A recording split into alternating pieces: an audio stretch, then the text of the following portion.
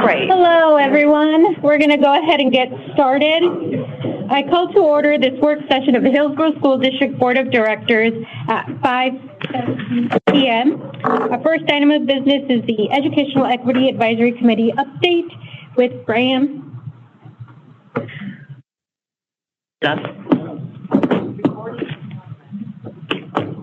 Oh, should I just, is it going? No.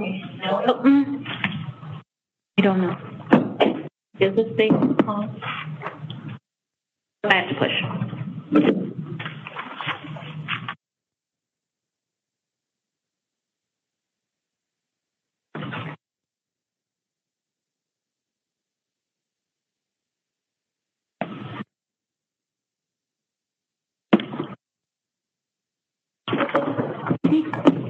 Well, good evening, everyone. Thank you for having us today.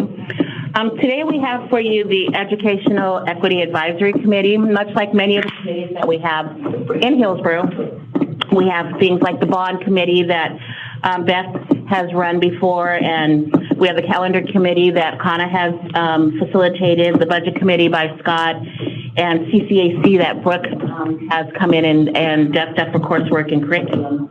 We also have our Educational Equity Advisory Committee that meets monthly. As a quick reminder about our role, since the passage of House Bill 2453 last May, the Equity and Engagement Advisory Committee now serves as an advisory board that directly directs to Superintendent Ryan. And rather than to the superintendent of the school board as originally outlined in Senate Bill 732. Even with this shift, we deeply value the importance of keeping you informed and ensuring your perspectives continue to shape our work, much like we do with all the other committees. In my role as Equity Access and Engagement Officer, I serve as the primary point of contact between the committee and the superintendent. I bring all of their insights, questions, and recommendations to my weekly meetings with him so that their voice is a part of our ongoing decision-making. After each of our monthly meetings on Monday nights, I provide Travis with a concise overview of our discussion and share key feedback from the group. He has also joined our meetings to stay connected with our work firsthand. So what's a little bit different than the ones that we presented in the past, what we've asked the EEAC to do is to present to you the number of meetings, talk about the meetings that we've held this year, the topics and the goals that we've focused on, our connection between our advisory work and our strategic plan, and how that feedback is gathered and what we do with the narratives and the feedback that we receive from our students, families, staff, and community. And so I'm going to turn it over to our TOSA for Equity Access and Engagement, Jennifer Williams, who's going to share with us, as well as our entire committee that's here today. We are missing a couple of students who hopefully, maybe they will show up. If not, we have a plan B and everybody's ready to go ahead and still present. So thank you for making time for us today.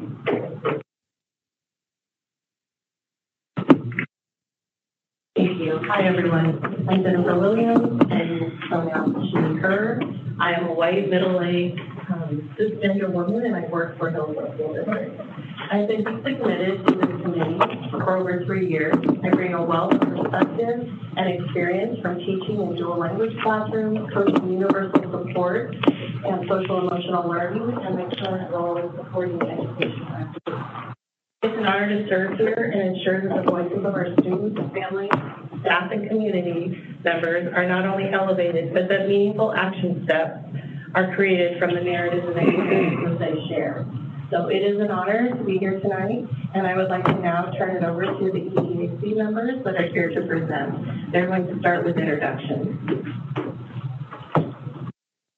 Hi, my name is Reagan Diker. I teach instrumental music and band at Newberry Elementary, and I'm one of the LGBT music coaches as well. It was an honor to be serving on this committee this year. When I saw the email come across, I felt like as one of the few Black identifying teachers in the district, I wanted to be a voice for staff and students in this type of work, and I really enjoyed it. Hi, I'm Christopher Keller, and pronouns are he, him, and We'll edit that out.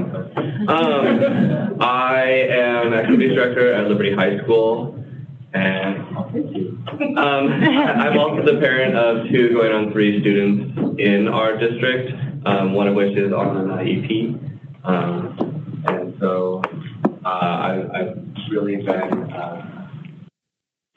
humbled, and I've enjoyed being able to be part of this team looking at different student experiences, and I've been able to bring things as a parent, and I've also been able to bring observations from the school lens, but also receive information as an educator. So I really value the discussion and the work that we've done on this panel.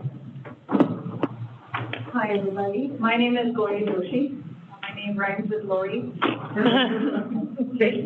I'm a parent in HSC. I have 2 kids, one of whom is a student now. I was misinformed. I have been on this committee for 2 years now. And when I joined, I was apparently the first Hindu Indian parent that was there.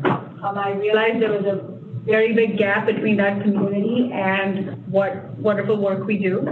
So I am tirelessly bugging everybody to please look at the community that exists, that is very, very passionate and very, very talented.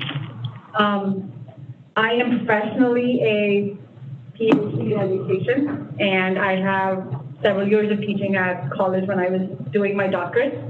I'm very passionate about teaching, so I recognize every single struggle that happens in the school. I volunteer almost every week. I'm always there at school. And I think that this committee has given me a very different, very positive view of what the district can do. So I'm very grateful for that opportunity. Hello. Okay. My name is Candace. I am here. I bring the perspective of both a parent and a community member. I am also an employee in a neighboring district. I am also an actively involved as a Booster Club board member at my children's school. I'm the parent of 2 tagged children, including one student that is supported through a 504 plan. I am also a parent of a child who is part of the LGBTQ+ community. I care deeply about ensuring students feel safe, included, supported, and represented in their school environment. I joined this committee because I believe student voice and lived experiences matter. I care deeply about student well-being, access, and inclusion. Hi there, thank you. I'm Denise Rothstein. I use she, her pronouns. I am a parent of a first grader in the Hillsboro School District and was fortunate to go on our field trip today. I originally joined this committee because of the rising anti-Semitism in the schools in the Portland metro area, and fortunately have not had to really deal with that in Hillsboro, so I'm very, very pleased about that right now. And it's been a journey learning about all the programs that we offer. Thank you.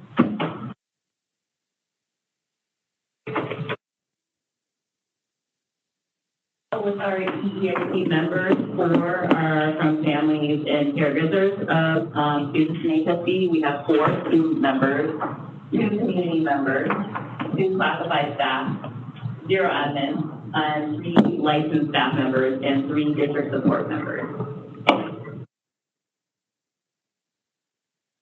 At our last meeting, we talked about what we want students to be able to feel, what we want them to be able to believe, and what we want them to be able to do. So I have a short list of what we talked about as a group. So collectively, we want students to feel physically secure, emotionally protected, and deeply cared for. Experience true sense of belonging through proactive outreach and community connection. Authentically recognized, noticed, and reflected in their environment as both as an individual and as a learner. Powerful and confident in their agency to shape their own path, have their unique presence and contributions matter to the school, and have them be championed and validated through every step of their personal and academic growth. We want them to be able to believe that they're physically and emotionally secure and as a genuine part of the community that stands with them. They are deeply appreciated, respected by educators, and consistently told that they matter. They are equipped to tackle hard things, view challenges as temporary, and believe that upward growth is always possible. They possess the strength to use their voice, confident that it is important and will be heard, in their own agency and capacity to change the world. We want them to be able to do, they want them to know exactly who to turn to for help and identifying specific adults who actively root for them. Proudly own their heritage and culture while feeling safe to speak their truth openly to adults. Focus on continuous self-improvement, find growth areas, and discuss them comfortably with mentors.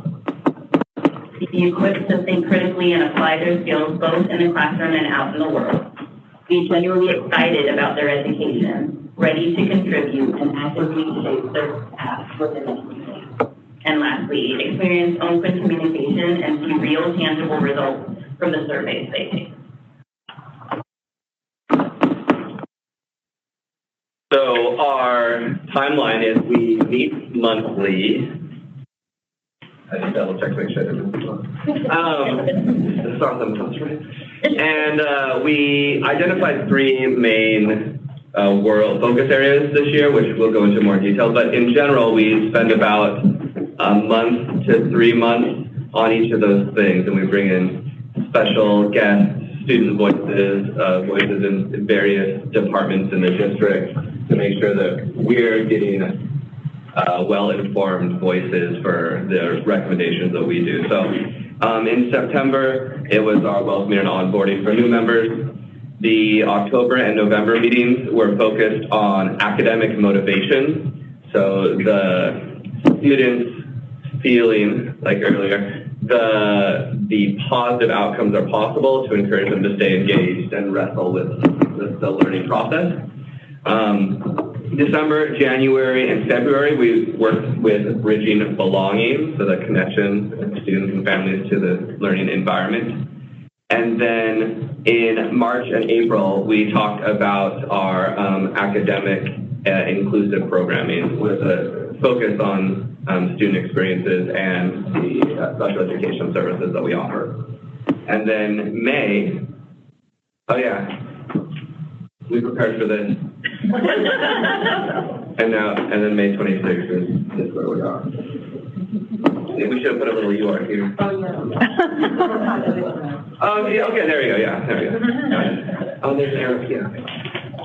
And then what our main roles are on this board is to advise the school superintendent over there, about the educational equity impacts of policy decisions, and inform him when a situation arises in a school that is negatively impacting underrepresented students. So we are proactively bringing in voice and data and giving out recommendations, and then also responding to the moment, which I think someone will bring up later.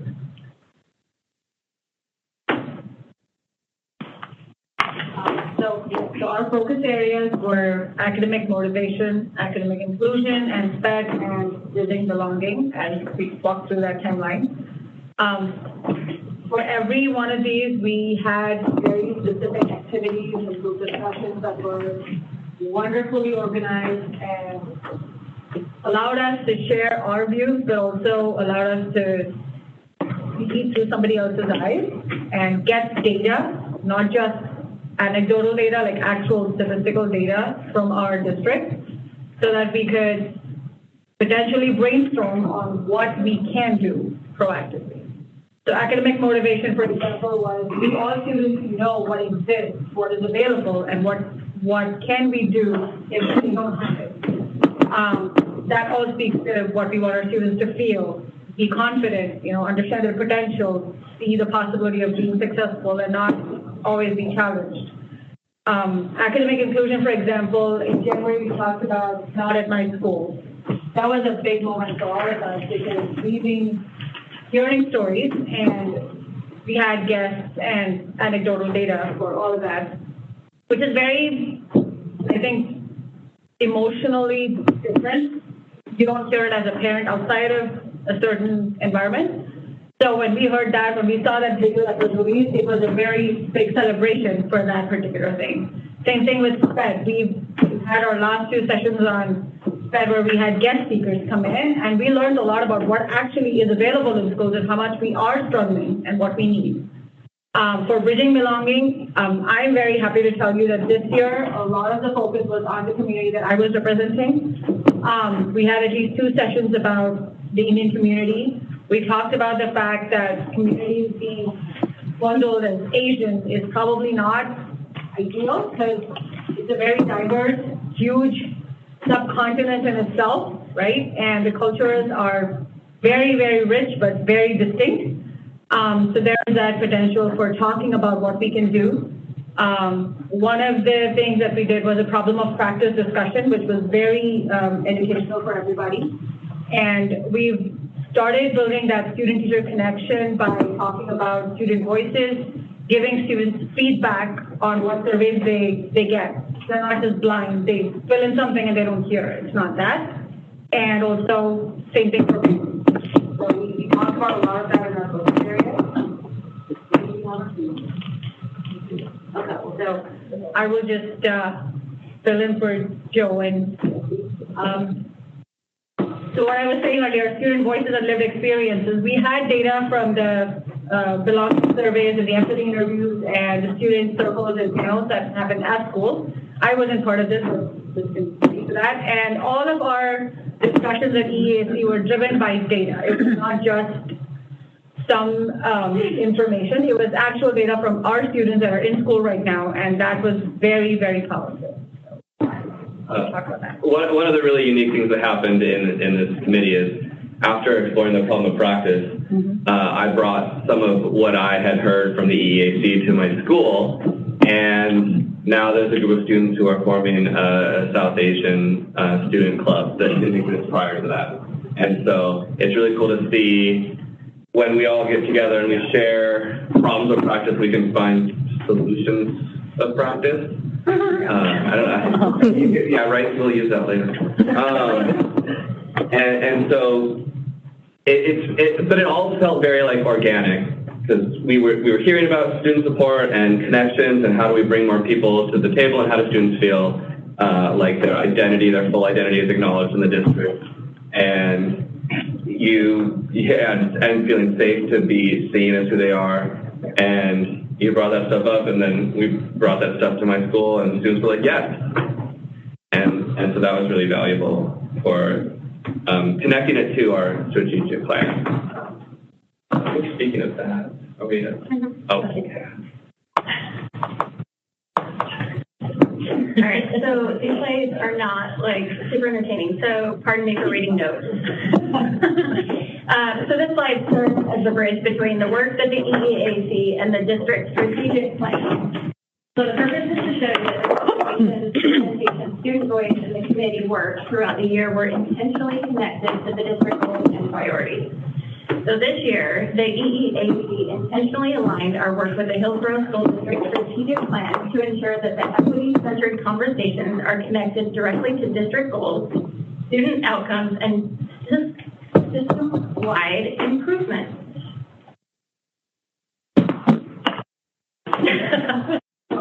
Throughout the year, our committee focused on 3 major areas: academic motivation, bridging belonging, and special programming. Each of these focus areas connected directly to specific strategic plan goals. The committee consistently asked questions like, what are students experiencing? What barriers still exist? And how do we create systems where all students feel seen, included, and supported? By connecting our work back to the strategic plan, it helped ensure that equity work is not separate from district work. Instead, it becomes part of the foundation for decision-making, planning, and continuous improvement across the district. This alignment also reinforced that equity is not a single initiative or event. It's ongoing work that requires listening, reflection, collaboration, and action. As a committee, we spent a year learning from presentations, hearing from students and staff, and discussing how district systems can continue evolving to better support all learners. Academic motivation. Academic motivation is about more than grades or achievement. It includes confidence, connection, access to opportunities, family support, representation, and ensuring students feel capable of success. One of the major focus areas this year was academic motivation. Our conversation centered around how schools can better support students academically while also helping students build confidence, feel connected, and see themselves as capable of success. The committee had the opportunity to learn from presentations by multilingual programs as well as conversations surrounding South Asian communities within our district. These discussions helped deepen our understanding of how culture, language, communication, representation, and access can directly impact a student's educational experience. A major theme that emerged from these conversations was the importance of ensuring students and families understand available supports and feel welcomed into the educational process. We also discussed academic inclusion and special education programming through presentations from student services. These conversations reinforced that academic motivation increases when students feel included, supported, and valued within the learning environment. We appreciated that this work emphasized that looking at students holistically, academic motivation is not just about performance or test scores. Students are more likely to engage academically when they feel connected to trusted adults, they see representation within their school community, their families feel included and informed, they understand available supports and resources, and they feel a sense of belonging in their classroom. The committee also discussed the importance of creating equitable access to opportunities, especially for students whose experiences or identities may historically be underrepresented. This work helps reinforce that when we invest in relationships, communication, inclusion, and access, we are also investing in academic success. What? Sorry. Oh, okay. Are we at bridging? Yeah, okay. Bridging belonging. Belonging impacts student engagement, attendance, emotional well-being, academic confidence, and connection to school. This work focused heavily on listening to students' voice and improving communication systems. Throughout several months of meetings, the committee spent time discussing what belonging truly means for students and how schools can create environments where students feel connected, valued, heard, and included. One of the most impactful parts of this work was learning about the different ways Hillsboro School District gathers information directly from students. This included belonging surveys, empathy interviews, student panels, student circles, and other opportunities for student voice and feedback.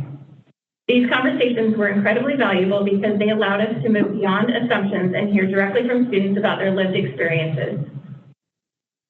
The committee also explored communication systems and discussed ways to strengthen communication loops so that students know their voices are not only heard, but also valued and reflected in decision making.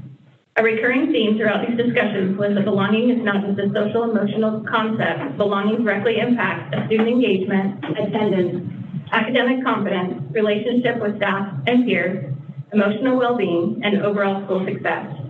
We also talked about the importance of creating spaces where students can safely share their experiences and perspectives. What stood out was that students often have the incredible, insightful perspectives about what is and what is not working in their school. When students feel comfortable sharing honestly, it creates opportunities for meaningful growth. The committee recognized that fostering belonging requires intentional work. It involves relationship building, representation, communication, listening, and ensuring students feel respected within their school system. The focus area also reinforced that students thrive when they feel connected to their trusted adults, reflected in their school community, and included in the conversations that impact them. The last one, you guys started me yet? This slide focuses on inclusion, accessibility, special education programming, and ensuring all students have meaningful access to learning opportunities and participation. Our final focus area connected to special programming in the district court surrounding academic inclusion and SPED programming. The topic was facilitated primarily through presentations from student services in April, but discussions around inclusion and accessibility were woven throughout multiple presentations and conversations throughout our whole year. A major emphasis of this work was the understanding that students receiving SPED services are general education students first and should be fully included in school community, learning opportunities, and decision-making whenever possible. The committee discussed how inclusive practices, support not only academic growth, but also belonging, confidence, communication, and student voice. Throughout these conversations, we explored the importance of equitable access to supports and resources, inclusive learning environments, student-centered decision-making, communication with families, representation and student voice, and removing barriers that may limit participation or opportunity. It is not limited to one department of programming. Creating inclusive environments require collaboration between staff, families, students, and district systems. The committee also discussed the importance of continuing to look at systems through an equity lens to ensure supports are accessible, understandable, and responsive to student needs. This work reinforced the idea that inclusion is not simply about placement. It's about ensuring students genuinely feel valued, supported, respected, and included in their educational experience. Our committee consistently centered student dignity, student voice, and the belief that every student deserves meaningful access to opportunity, support, and belonging.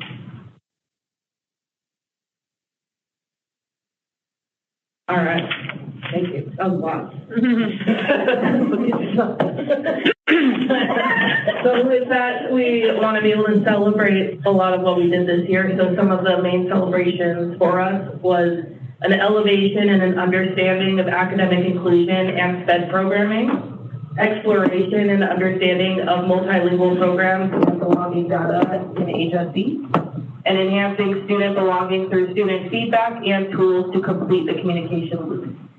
As always, there's also growth opportunities, so continuing the work of academic inclusion, continuing to look at the special education data, especially looking at how we support families in their understanding of IEPs, working to invite more members to the EEAC team, and continuing our efforts to complete the communication loop with students, making sure that they know that surveys actually go somewhere and have action once they're completed. And then some recommendations from this school year's committee. More opportunities for student voice with the EEAC and on the EEAC. More diverse perspectives that reflect our district as we onboard a new group onto the committee.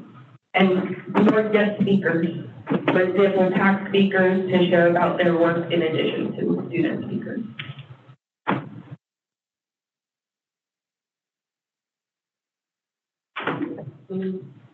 Wanted to go ahead and, oops, I'm going the wrong way. I apologize. Okay. There we go. This is a photo of our part of our committee. The people who were not able to be present that evening are listed below. And some of those are, of course, our seniors who are just so busy this time of year. So we're now available to answer questions or hear any thoughts that you may have from our presentation. I'd like to add one thing just before we get into questions. If you notice from the board that the panel that's up here right now, just so that everybody knows, we have 15 members who serve on our EEAC.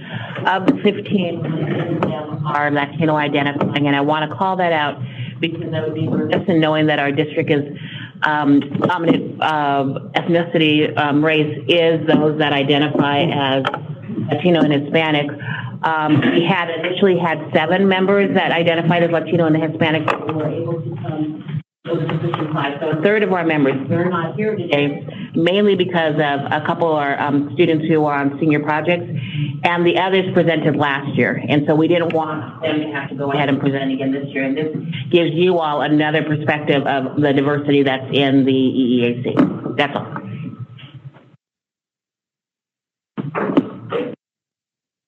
I do have a question. First of all, thank you. Thank you very much for coming to educate us, and we appreciate your efforts. The list of things that can be done is long. The list of things that need to be done is even longer. In order to accomplish all of the things that you mentioned, all of which need to be accomplished, and I don't think I have a board member here that would disagree with anything that you said. I'm very curious to know, did you have any conversation about the reality of our budget and our impact to our classified staff, to our union staff? How about just to our beloved people who take care of our kids? It hurts me to even have to say that, but the reality is that there are individuals in the legislature who are not hearing us right now. And we are in a great deficit, and we're not the only one. So I was just wondering, did that come up in your conversation? And were there any thoughts about what we can do with what we have, which will, of course, be doing more with less? And I was just curious to hear your thoughts.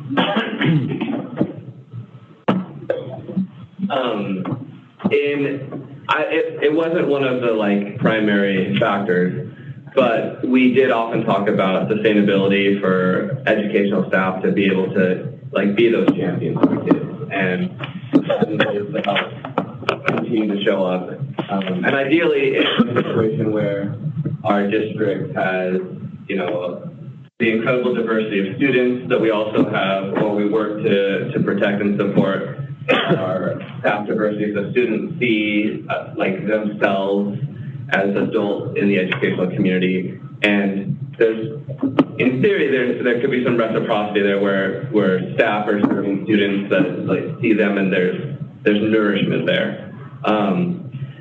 But as far as the budget restriction, I think in the world of what needs to be done versus what can be done, a lot of our work is centered on what are the primary, what are the levers that are the most reachable that will cause the most movement. And I think a lot of that is the communication pathway from students back to students to say, we hear you, this is the challenge, this is what we can do to support that, this is why we can't do this thing right now, and making sure that they're not feeling just required worker bees that are coming in, talking and leaving, but that they're active, vibrant voices in the discussion of how to support, especially during economic times. When has that not been? But yeah, I think it's really that collaboration to see students as valued learners in that conversation. What can we do? What can't we do? I will say it has, when we talk about different topics, it has come up in conversation. For instance, when we had guest speakers that were talking about SPED initiatives and Not My School initiatives, there were questions, for instance, we asked how is it calculated that a certain school gets a certain amount of help in certain ways, whether it's a resource room or an ELC or an FLC, how's that, I guess, made for each school, how do you do that? And so the people of the district explained they had a certain calculator that calculated how many kids are on IEPs, how many certain number of hours are needed for each particular student based on their needs, and etc. And then I also asked, well, I understand that. How are people going into school to see if that calculator is accurate, since you said it was new? And is there any sort of ideas and things that are on the docket, because from this calculator, more things are being taken away next year? This is what you say they need, that's obviously going to be less next year. So we don't have any answers, but it's on our mind. Know that it's on our mind. Thank you. And I think one last thing that we really did focus on is knowing that we need to be selective on what we can accomplish and be focused and choosing those really dynamic entry points that we can.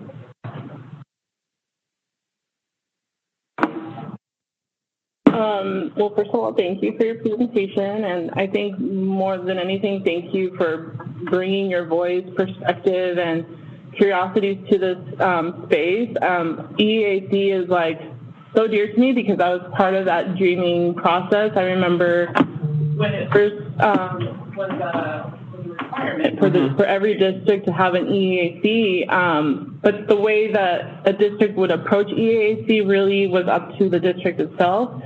There was no you have to do this, and I remember having conversations in our team and talking about well, what do we want this to really be based on? And it was it was such a great conversation because a lot of the stuff we were already doing, but we wanted to be more intentional, and we knew it was going to be a space to be collaborative, and to be creating a great space to come and question whatever it is. So a lot of what you were saying, Lori,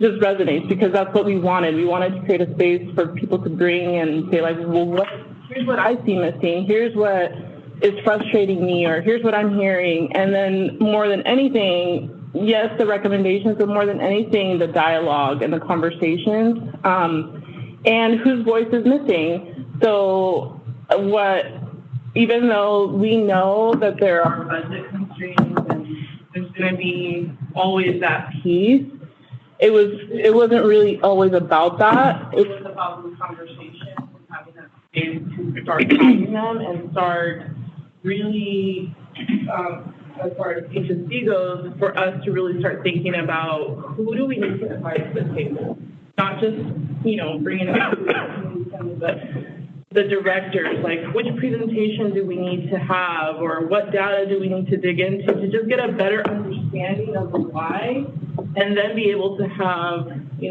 those recommendations, and be able to just start paving a path forward. So I feel like that is what EEAC for me is, and just hearing a lot of what you were saying just feels like it's still a very big part of what EEAC is all about. And I love how diverse in culture and perspectives and identities it is, and also how very driven by each of you it is. Like it was always meant to not be driven by HSC, but really facilitated, but driven by your guys' perspectives and voice and needs. And so I just want to thank you for that. And this is not happening in like other districts are approaching it similar, but also not as authentically, I feel, in my perspective. So thank you.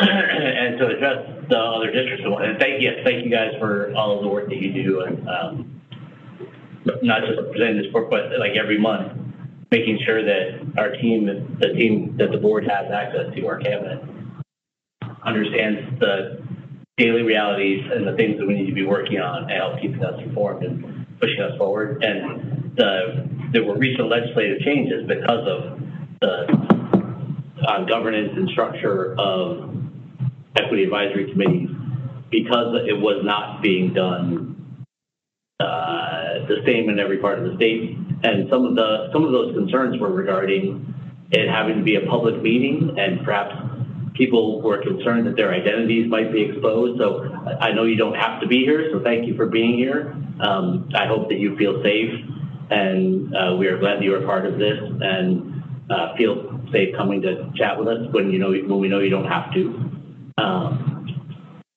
Completely unrelated, on the makeup slide, no admin. Is that intentional on purpose so that people speak more freely with no bosses in the room, or is it no? Just it didn't work out? It falls the same night as a thing called Dine and Learn.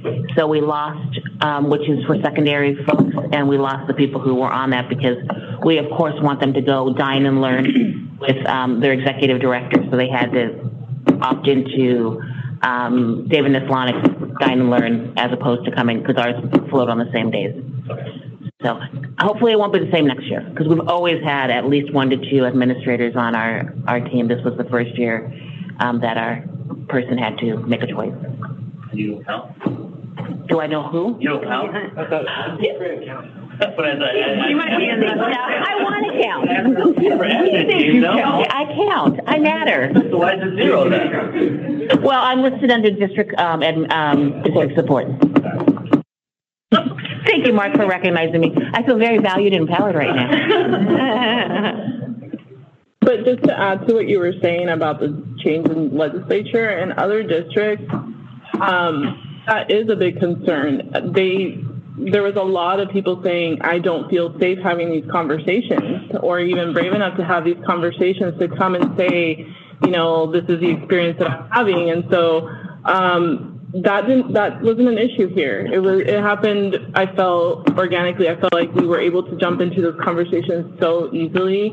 And obviously, it's hard, some of it is hard to hear, but it's great feedback, and I think we've built that culture so well here in DC, and other districts, they struggle. I think one of our members actually signed up to be a part of the group because they had heard from their relative who's in an EAC in another district. Join it, and it's a completely different experience for the person that's on ours versus the family member that's in another district that's experiencing the EAC. But that's because we're the best. Sorry. I just hope it's a good Thanksgiving table conversation. I wasn't going to say anything. I was trying to get... Okay. Well, I wanted to echo what my board colleagues have said. Thank you all for spending time on the EEAC when that takes time away from your households and lives and families in order to make sure that the breadth of diversity across our district is represented in this committee. So very, very much appreciated. I loved what you were saying about the student voice and student surveys and the presence of students on the committee, and that one of your goals is to have more opportunity for student voice. So I'd love to hear just more about that. Secondary students and surveys, that is really tough work. I know that's an uphill climb to get them to fill out a survey. So how is that work going? How are we getting more opportunity for student voice? Well, Brooke and I and Rose have been working too behind the scenes and trying to ensure that we have some good representation for upcoming advisory committees that are rolling next year. And we did a student panel this year, which was the first time we've done a student-only panel, which changed a lot of us. And so I don't know if any of you want to talk about that experience and how we're looking to do that more in the future.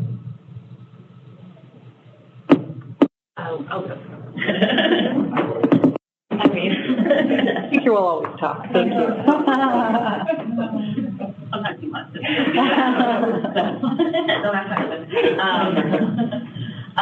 But talking about the student panel, like Fran said, most of us had never experienced something like that before. I loved how open the students were, no holds barred. They were comfortable sharing their experiences. Even when it was hard, we had a few in tears, talking about how they found their person, especially some of our Asian students. They found an Asian mentor at their school, and it was so emotional for them to finally have somebody see them more than just a student.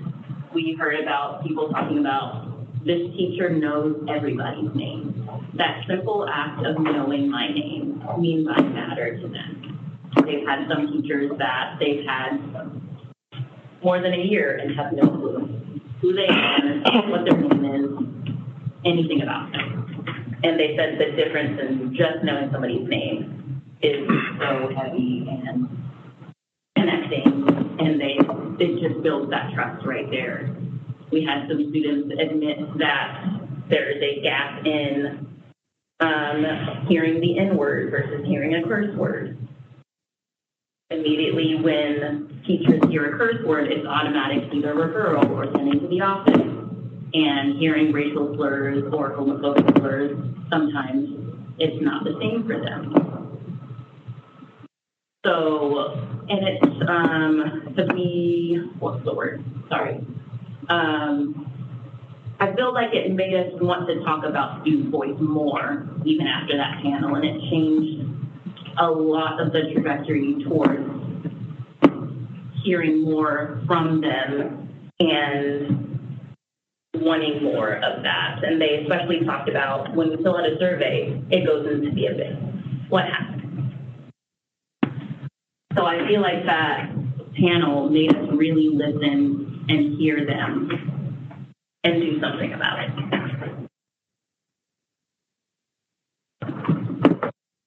To echo, I don't think I need that. No, we need to go online to hear you. To echo what Reagan was saying, the biggest takeaway from everything that they said is they are willing to do the surveys if they know why they are filling out the surveys. They said they will do surveys all the time if they know why they're doing the surveys and what the results of the surveys are. That they never know what the result of the survey is. That if you tell them what it's for, they will fill it out, but they never know what it's about, or they never know what the end result is. So nobody ever gets back to them about what the result was or why they took it. So if you give it to them in the fall, then they never know what happened to it. So they kept repeating that over and over. Like, my results are just in the wind. Like, nobody ever told us why we did it. Or they don't even tell us in the beginning why we're going to be taking it. They just say, we're going to take this survey, and then that's it. And if they never hear about it again. So, I mean, that's the biggest advice that we went with. The rest of it is tell them why, close the loop. They're willing to give you the answers if you tell them why they're giving you the answers. And what you're going to do with it. Yeah, and what you're going to do with the information. Yeah, tell them why. And that doesn't take a budget.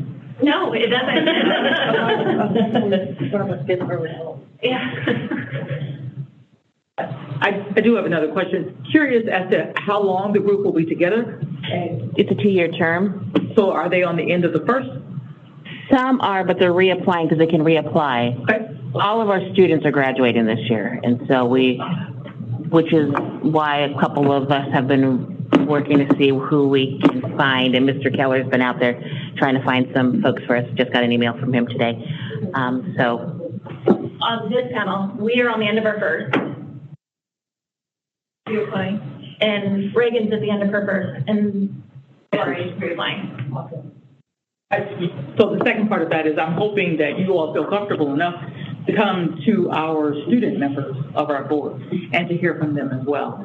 All of them have gone through various levels of scrutiny in order to be on the board and invite them in, and they have stories to tell. I've never seen some of our board meetings, and to hear them is pretty empowering. So don't forget about on that one too. She was going to be here tonight, but apparently, but yes. Thank you so much, everybody. Thank you for being here today. We appreciate all the work that you do and the amazing work you do for our students, so thank you. And thank you.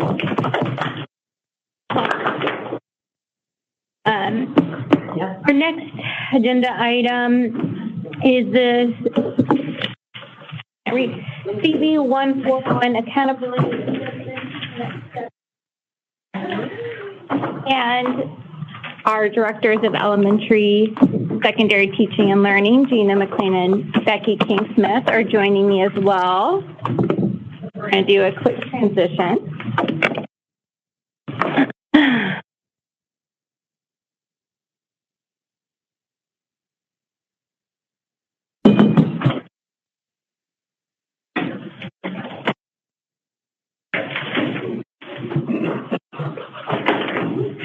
Thank you, Rose.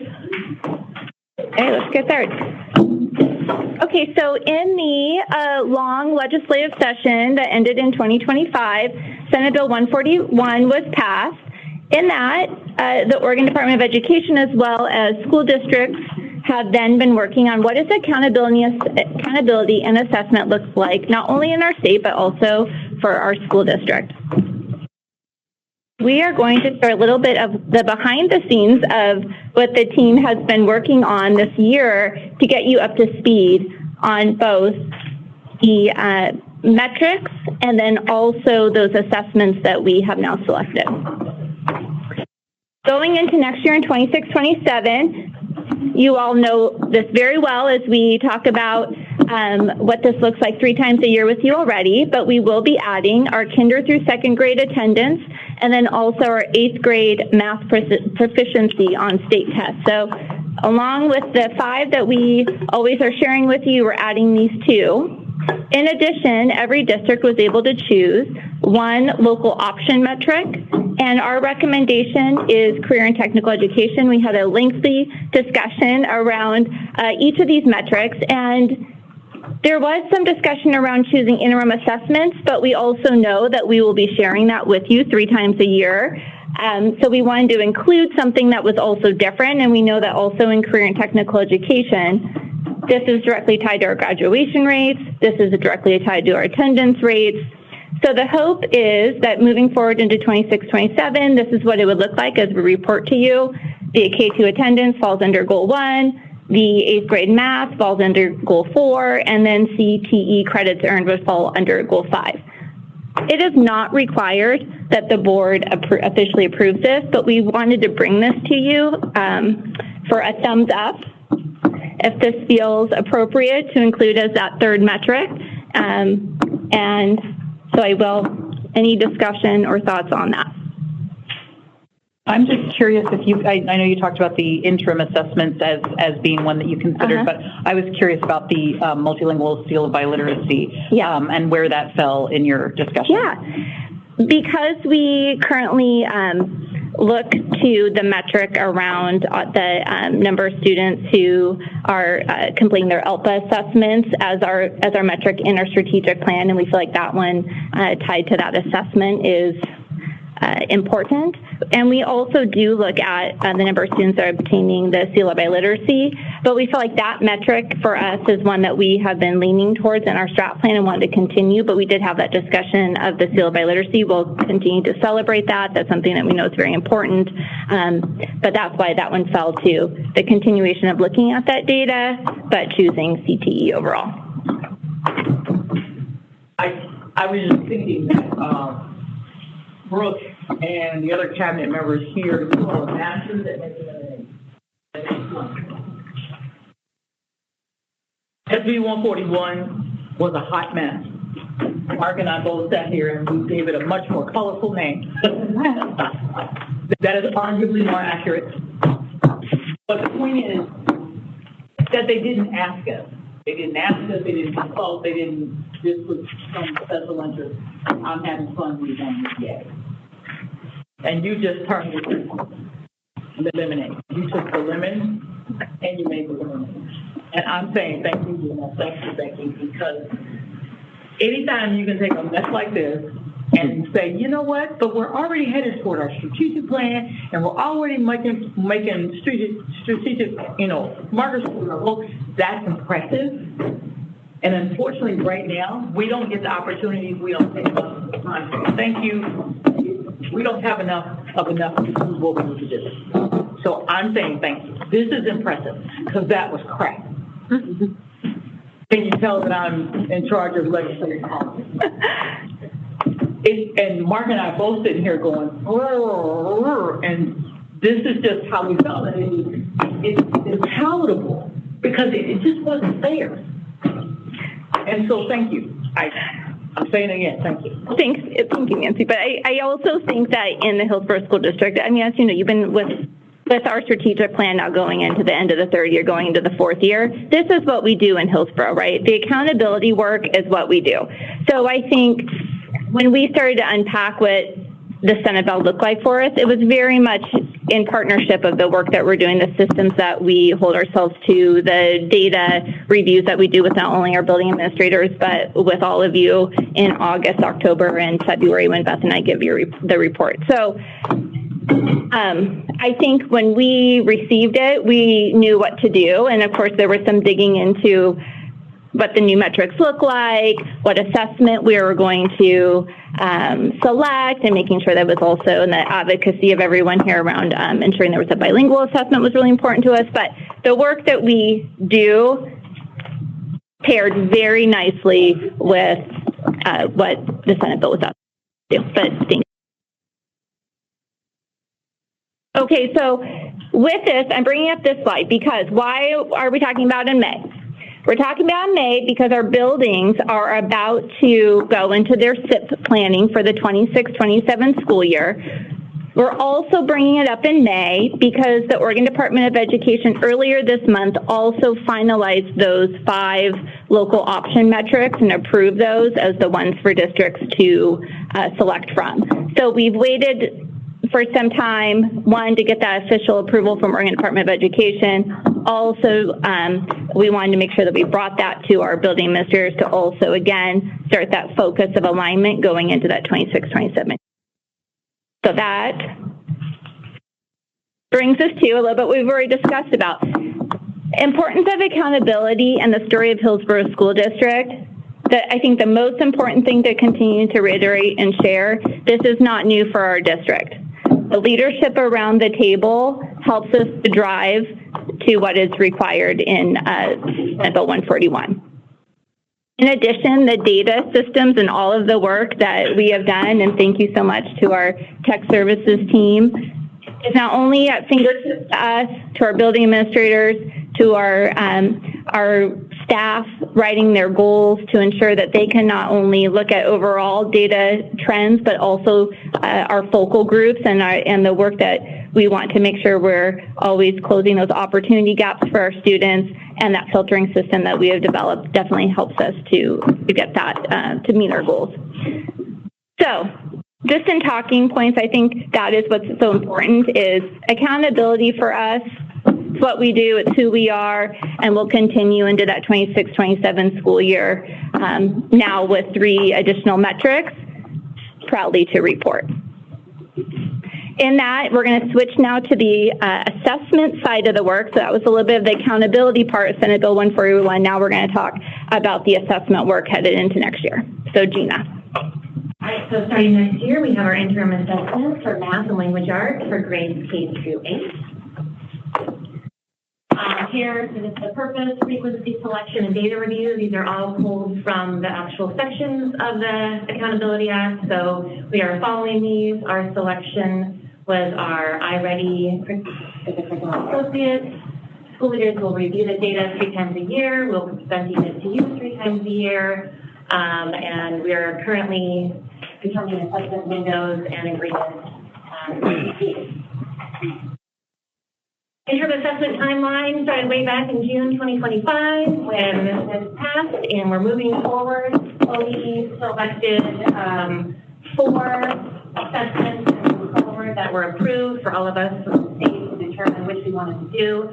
They did a rigorous process, so you can see that July through November went through to do ratings. We had one of our principals, Michael Rojas, on that committee to review the rubrics for all the different programs. They finalized the list, and we selected ours and made that known in April to ODE. And so next step is doing the assessment next year. So not only have we made lemonade, but we've already been drinking our lemonade. Interim assessment aspect of it. Coming out of the pandemic and around that same time we started our new strategic plan, we had some clear assessment agreements that we created in our elementary schools and middle schools. So this just kind of shows what we've already been doing for the last few years in Hillsboro School District in reading and math. So in elementary, there are some legislative requirements with like phonics screeners at the beginning in K1 that we've been doing. And then as we adopted a new curriculum, right when the pandemic started actually, for elementary, we started doing running records, which is reading interim assessment. And then for math, using STAR and then Freckle and then the iReady diagnostic for the last couple years in our piloting classroom. In middle school, we've been using MAP growth assessment in grades 7 and 8 for the last 4 years. And then for 3 years prior to this year, we adopted MAP in math, but this year we did adopt the iReady curriculum in math at grades 7 and 8 and implemented it this year. So we switched over to the iReady diagnostic in math as well.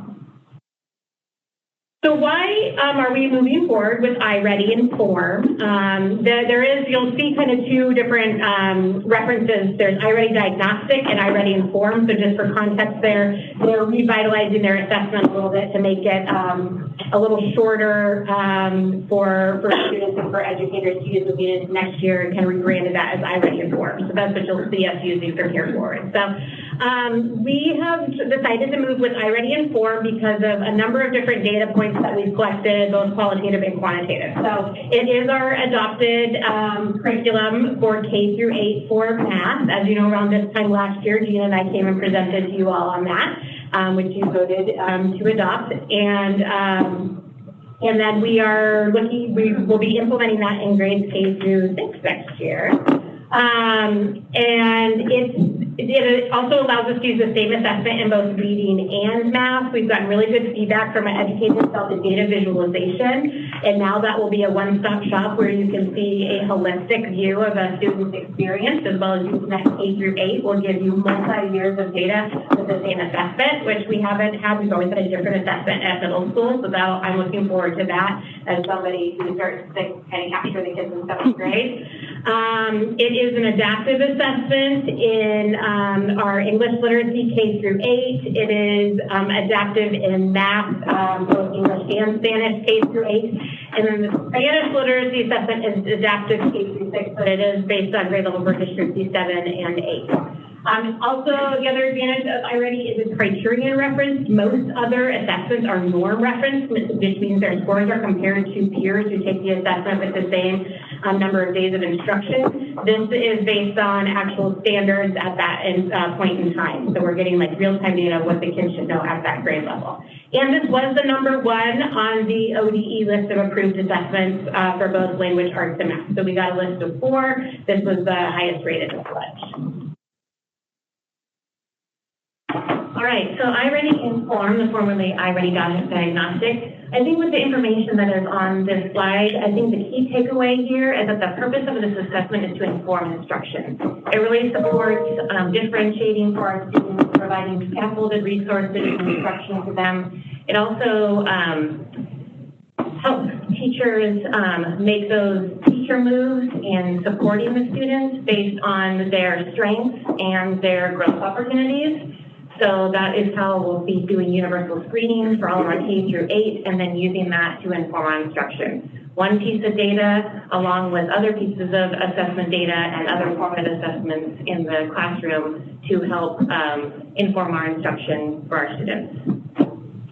So this chart compares elementary assessments that have been required this year and previous years and how that will be different next year. So for math, we're basically just switching from the STAR assessment to the iReady Inform, straight across. Language arts, we have done the Easy CVM for our SU 1003 dyslexia requirements, and then we did phonics survey and running records, both a part of our What is Maravillas curriculum. So next year, we're moving to iReady Inform. And the literacy tests that are in iReady qualify for the dyslexia bill to support that. So it's kind of all in one, which is great. Currently, we're thinking about phonics survey for below grade level students in grades 2nd through 6th grade, like we currently do. Teachers are familiar with that assessment, students are, and it gives us a lot of really good information for instructional purposes. So we are looking at drafting new assessment agreements right now. We're meeting with teacher groups, admin groups, talking through what we want to require, what can be optional, the different assessment windows, and just finalizing our assessment agreements for next year. And then only one change moving into next year for language arts. For reading, we're moving from math to iReady, but we already made that this last year for math and have received really good feedback from our math educators in the middle schools about the value of this data for helping them support students in the classroom. Okay, so it's really important to think about the assessments and how they all connect and tell a story of our students. The iReady interim assessments is just one point in time, well, 3 points in time, but it's one assessment that gives us information along with other formative assessments I kind of already spoke to that forms our picture of our students to be able to support them continually throughout the school year. It's also really important for us to make sure that we have the whole biliteracy reading development journey for our multilingual learners and not just English. So we're able to look at those data reports side by side to make sure that our students are progressing in both languages. So that iReady allows us to do that as well, provide targeted support. And our students are not defined by a certain score. So we use this information and other data to get the whole picture of our students. This is an example of the math test flow for grades K through 8. So every student taking the interim assessments will be assessed on standards in each of these areas 3 times a year. So that's just kind of an example of what they will be seeing in their assessments. As 3rd graders on algebraic thinking. Wow. Foundation. Algebraic thought? They do. My third grader talked about it, actually.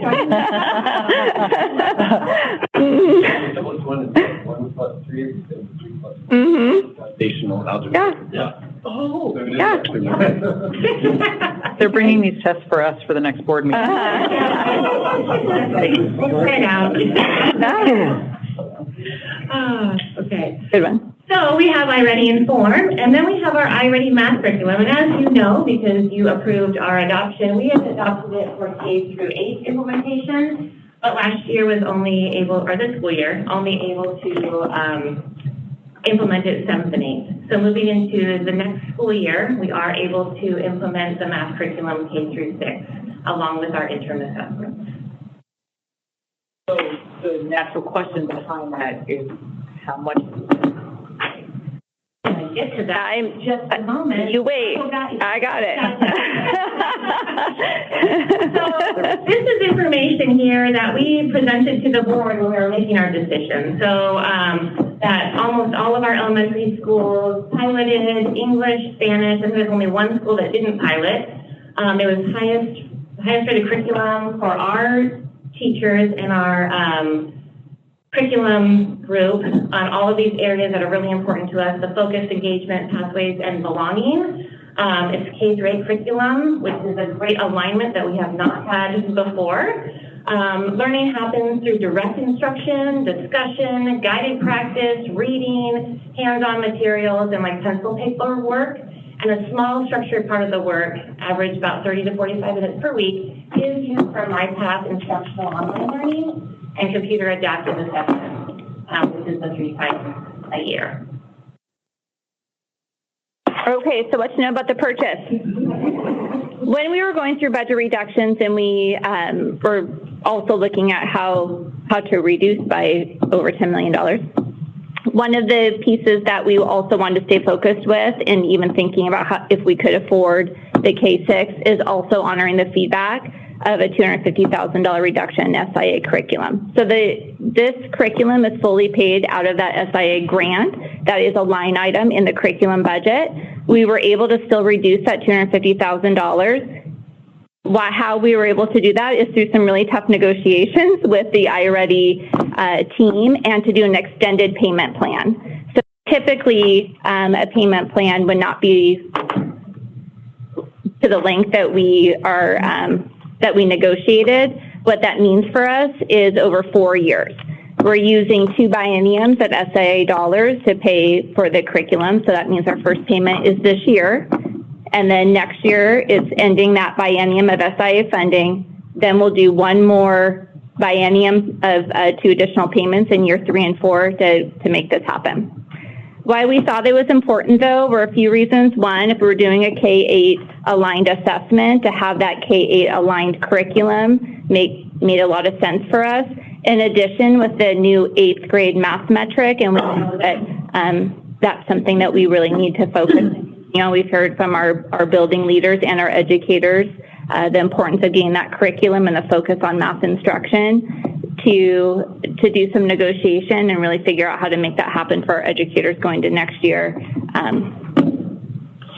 It was tough, but something that we were able to negotiate with iReady. The other piece as well is that we've been able to do some piloting classrooms for some time, and that pilot was ending, which also means that we wouldn't have had that additional curriculum that iReady was allowing us to pilot any longer. That was going to end this year.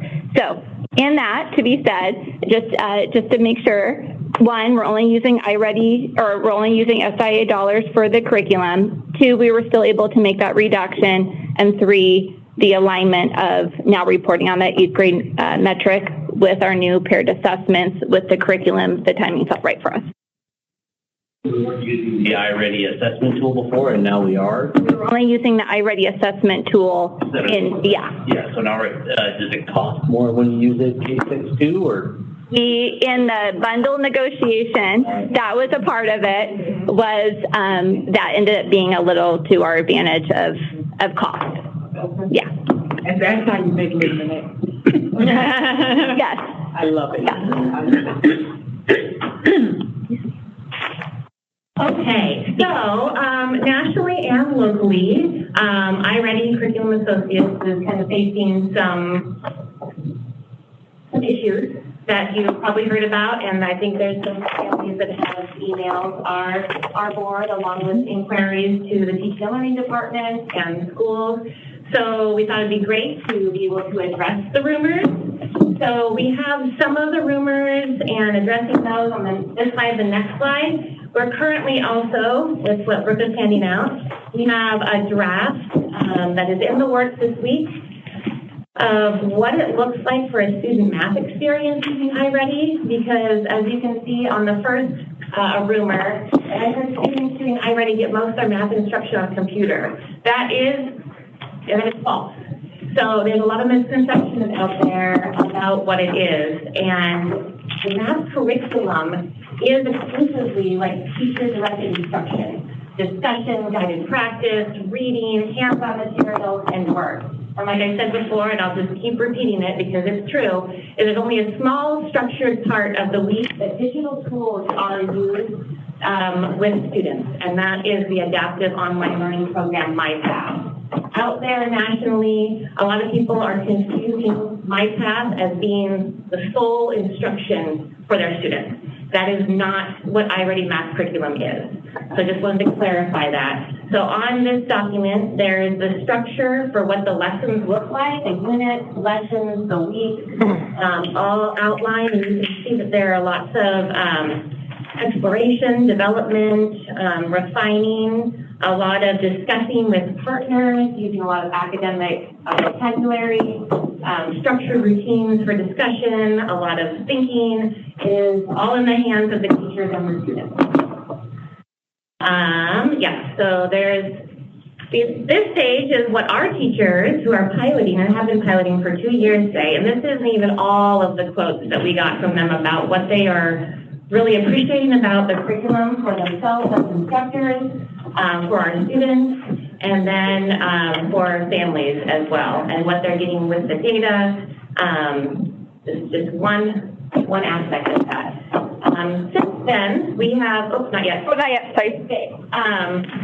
There have been a few more questions, so they're addressed on this handout here for you to review to make sure that you have all the information as well. This will be, when it's finalized, will be shared with our schools, our staff, and then outward facing to our community so they're understanding the curriculum and the assessments that we'll be doing. Dina, is it possible that we could share this with the PAC as well?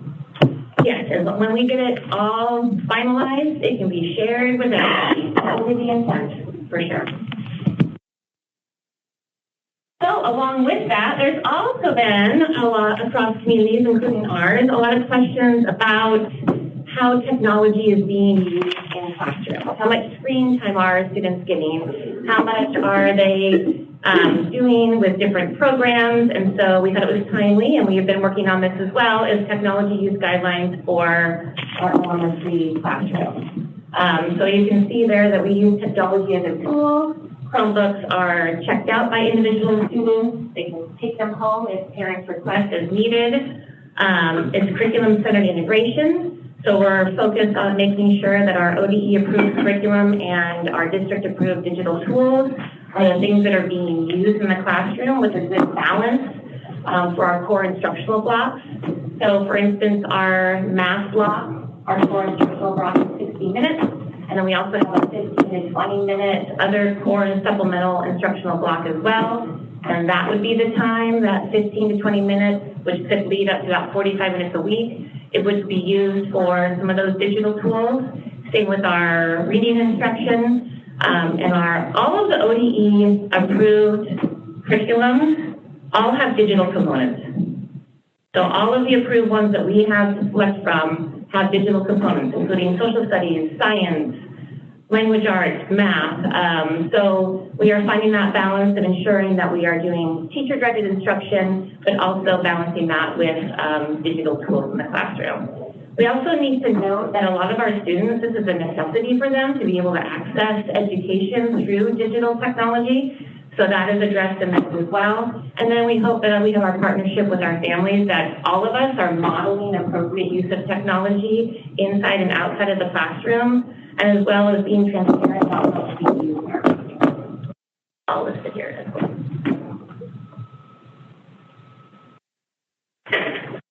I think just something to note, there's a watermark process because Gina and team are still working on this. So when this is finalized, this will be accessible online, as well as the tech guidelines too. And Gina worked with a team of educators, I think 2 different groups, to ensure that the thought behind this also is what's mirrored in our classrooms currently and got their feedback as well. So what you see here will also be accessible to our families and community to make sure that we're being transparent as we're rolling out new assessments, new curriculum, that we also have information that can be easily accessible.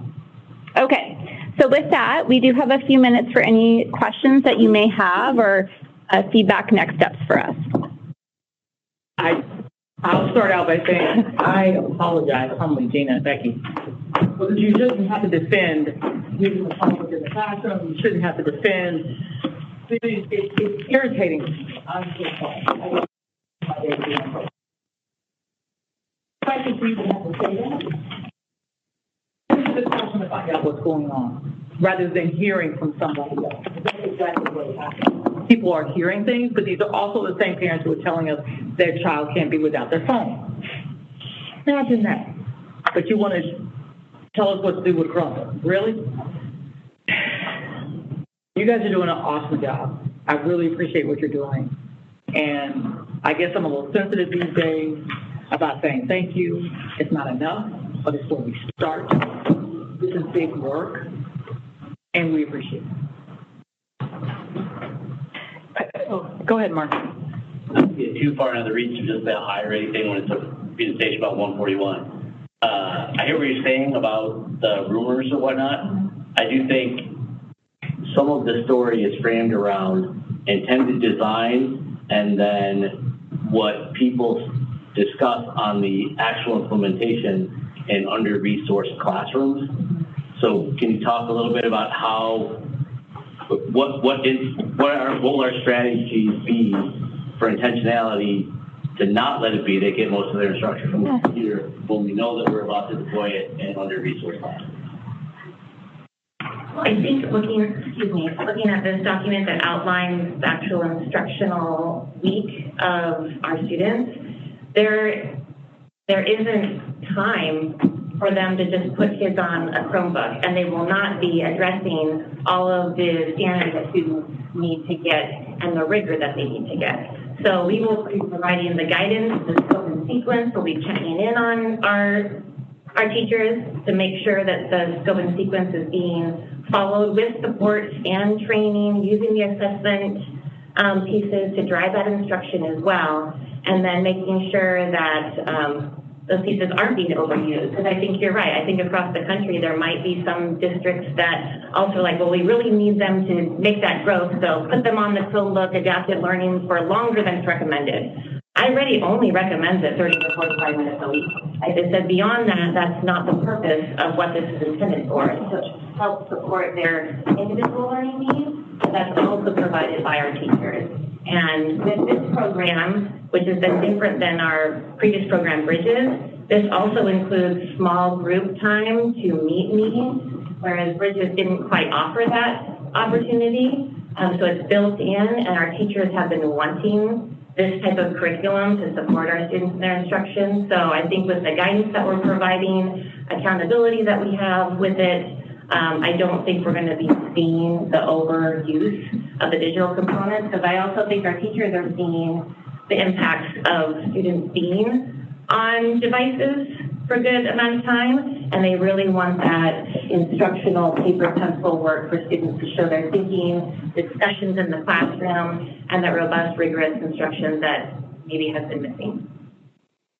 I would add have used Bridges, one thing that was really hard as a teacher was, like, if I had a tag student, like how do I challenge them? And I'm really excited with the Try, Discuss, Connect instructional framework, because I think that's going to be such a great resource for teachers that have students that are tag identified in math, because it's getting them to like talk math and you practice a problem with these strategies, but then you have to apply it to something else. And that's where you can challenge them in their level of math. Correct me if I'm wrong, but that's something that bridges, it was really hard to do. And not just that, there was not a lot of supports in Spanish. So as a dual language teacher, like a lot of the supports that were there, I had to go in and translate them myself or find those resources online. This, I believe, is already there for them. I had what I hope is just a clarifying question about SB 141. In the key dates for school district leaders, there were kind of like our timeline of what was happening when, and there is a bullet point in the future that says directed coaching with customized support for districts. So just to clarify, this is only for districts that aren't meeting the accountability metrics? Yep. Okay. So what happens is that we're going to set forth some additional longitudinal performance growth targets now that we have 3 additional new metrics. And in that, what we do is we, depending on where we land in those, then some additional coaching may come from ODE. So that's for any district. So every year we'll be meeting with our team from ODE, and depending how we're doing, that's when they would set like, okay, you're going to need some additional coaching in this area. That's why that falls in the 28-29 school year, is to get up and running in some of these, to set our growth targets and then to see where we're going. Okay, I guess I'm just distinguishing that from the aspects of SB 141 that were in a more punitive category. So this is not that. It is that if it results in that coaching not working, and then the state can become more directive of a percentage of our funds. I see, yeah. Specifically, like 25% of our general funds at this time are described as being subject to their direction if we don't comply with the coaching that results from failing to meet the targets that we set. So our expectation is that we set ourselves on this long-term path of growth, and we will continue to meet our targets. And if some coaching is offered, that will just push us further along on a trajectory toward success.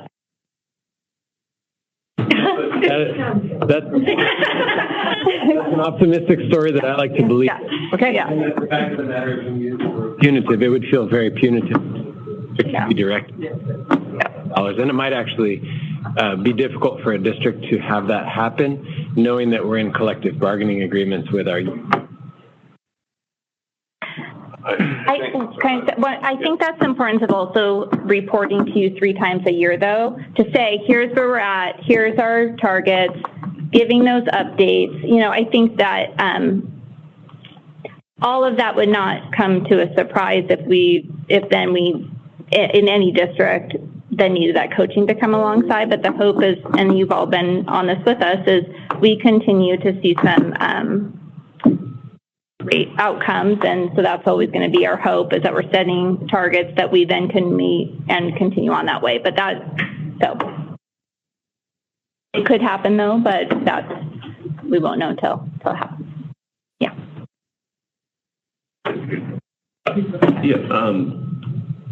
I think on this broad topic of accountability, this is an opportunity for me to comment briefly. I think this is really good, interesting information. I try to think, in addition to the important implementational, practical things that are shared with the board, to think about the big picture of education in the United States. And so I read a lot of, not as much as those of you who work in the field, but I try to read a lot of perspectives from experts, researchers from different backgrounds and perspectives. And I think when I talk to thoughtful, reflective people, one of the big picture questions I get asked is, with all of these new technological implementations we're seeing, and with all of the pedagogy research that goes on every year and every decade, you would intuitively imagine we would see ongoing incremental increases in the median student capacity over time. And in the NAEP, for example, most folks say we did see that from the 1970s to about 2010, but then from 2010 to now, even with all the new technology, we haven't seen changes in the median student capacity that much. And so I think that's something I am always thinking about when I think about accountability, and is what, with all of the improvements, shouldn't we expect to be seeing the average student being able to experience more? So that's a very fundamental, big question, but I'm just, as far as from my perspective as a board member that tries not to forget about the big picture, I think that's what people who are not working in education very close up to and know it as granularly as all of you do, I think that's what they're kind of thinking in the back of their mind is, what are we seeing incrementally progressing? Can I respond to that for just a second?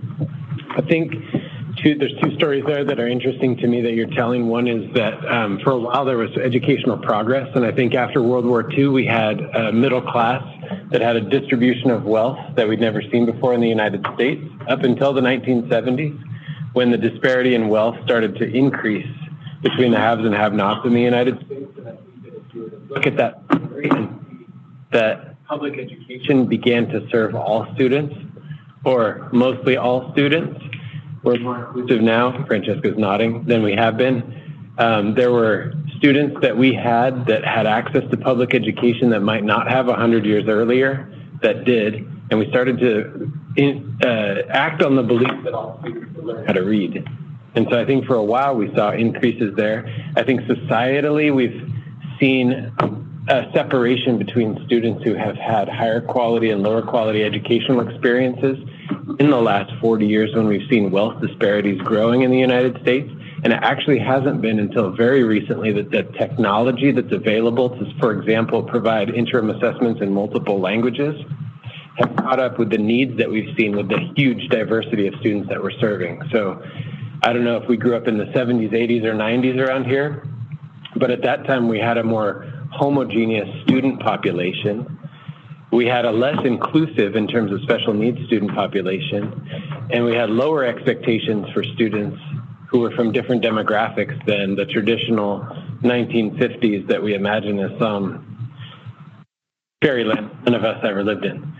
And so I think it's really complicated right now because we see for the first time we have the tools that we need to maybe make good on the promise of helping all kids learn how to read, but we're having a backlash against the technology that could be one of the keys to unlocking some of the differentiation that we want to see. And so I don't know if I agree with the story that since the 1970s we should have seen this increased progress over time, because I think our institution was kind of stuck in a rut in terms of the way that we offered instruction. 60s, 70s, 80s, 90s. I think a lot of us experience libraries the same way our parents did.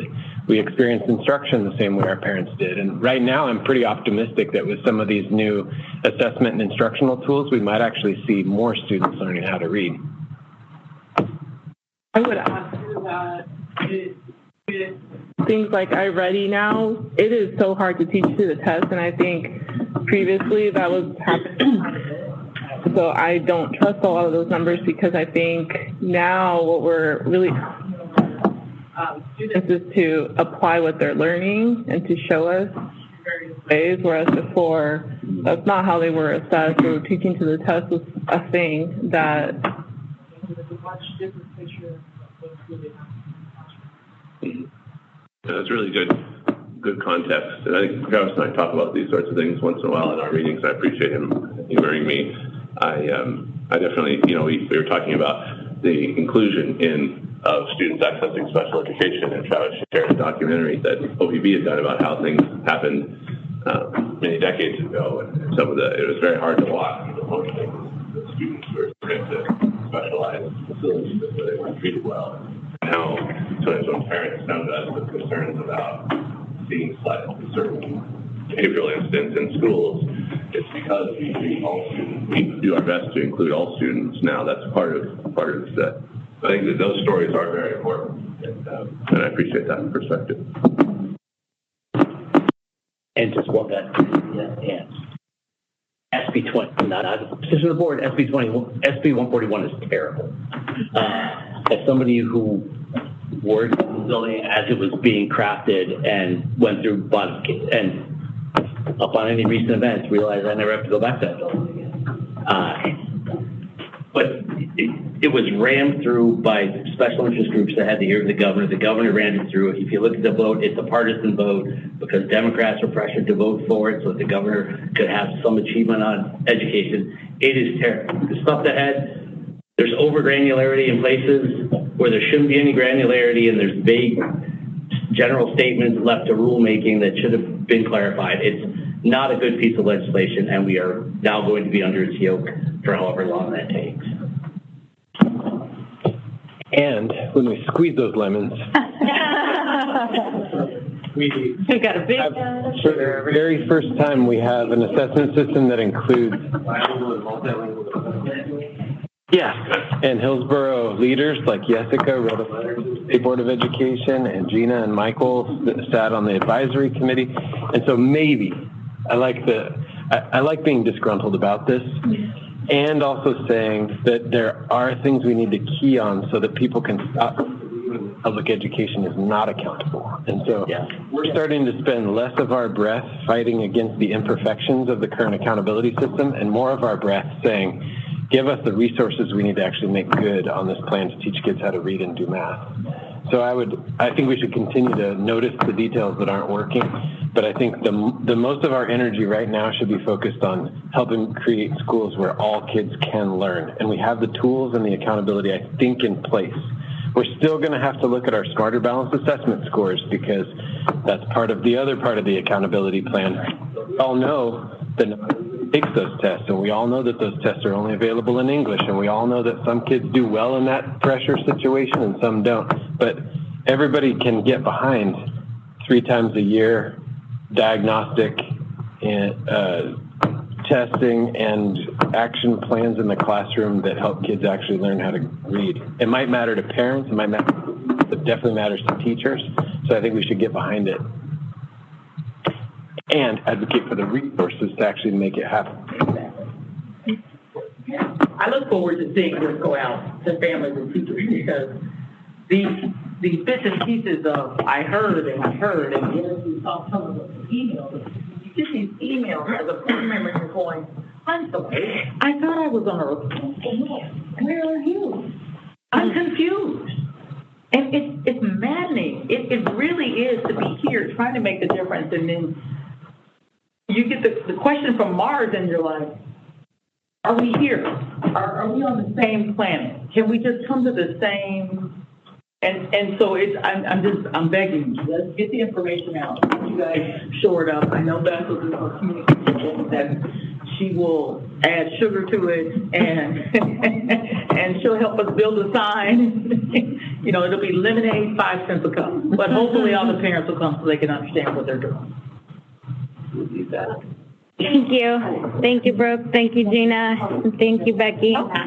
Keep it. Oh, you can have one, so there's lots of bullet points there. Yeah. Any of these things, they're right there for you. Thank you. Thank you. Our final agenda item is the resource conservation management update. Yeah. 30 seconds to introduce Maya, and then she's gonna give you a presentation. Well, you know Maya. Maya's a rock star, right? Maya's position is a prime example of ways that we continue looking to be fiscally responsible and mindful with our resources.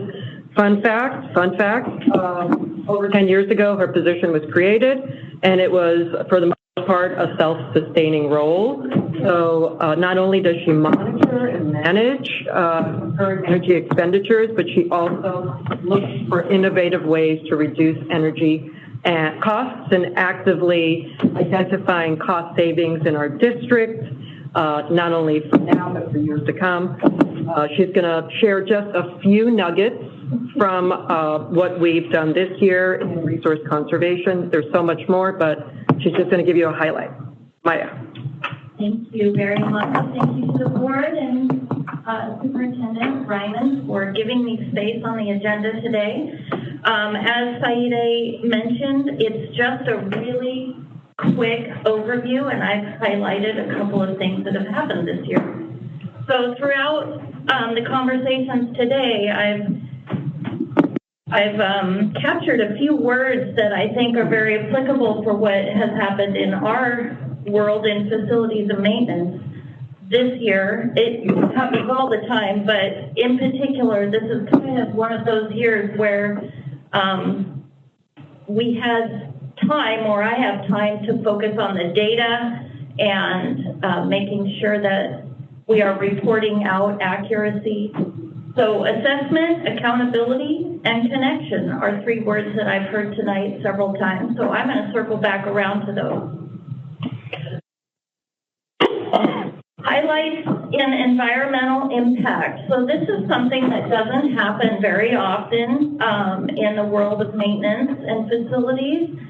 We had a neighboring organization, they're right here on Brookwood, GRA Semiconductor.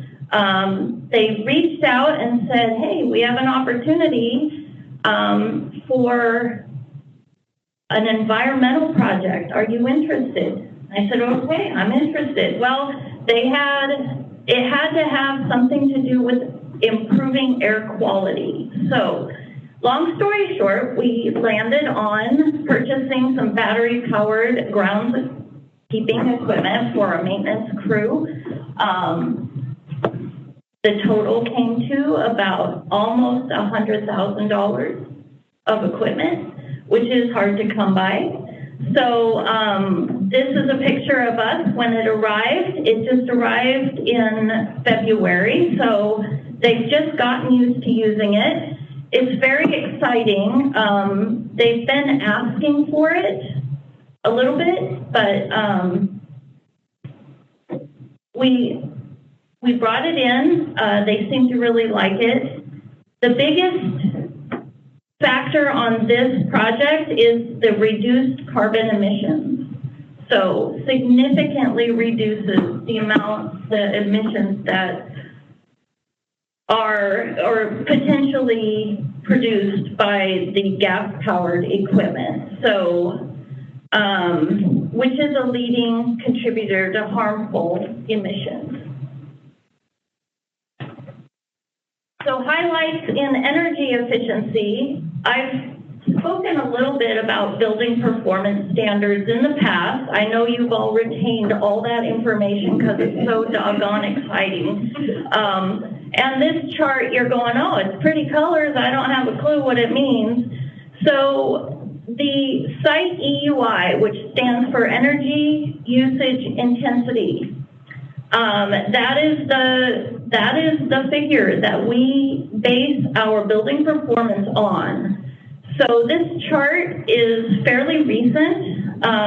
The yellow or gold color is our elementary schools and our middle schools. The pink is our high school, and the green is our support buildings.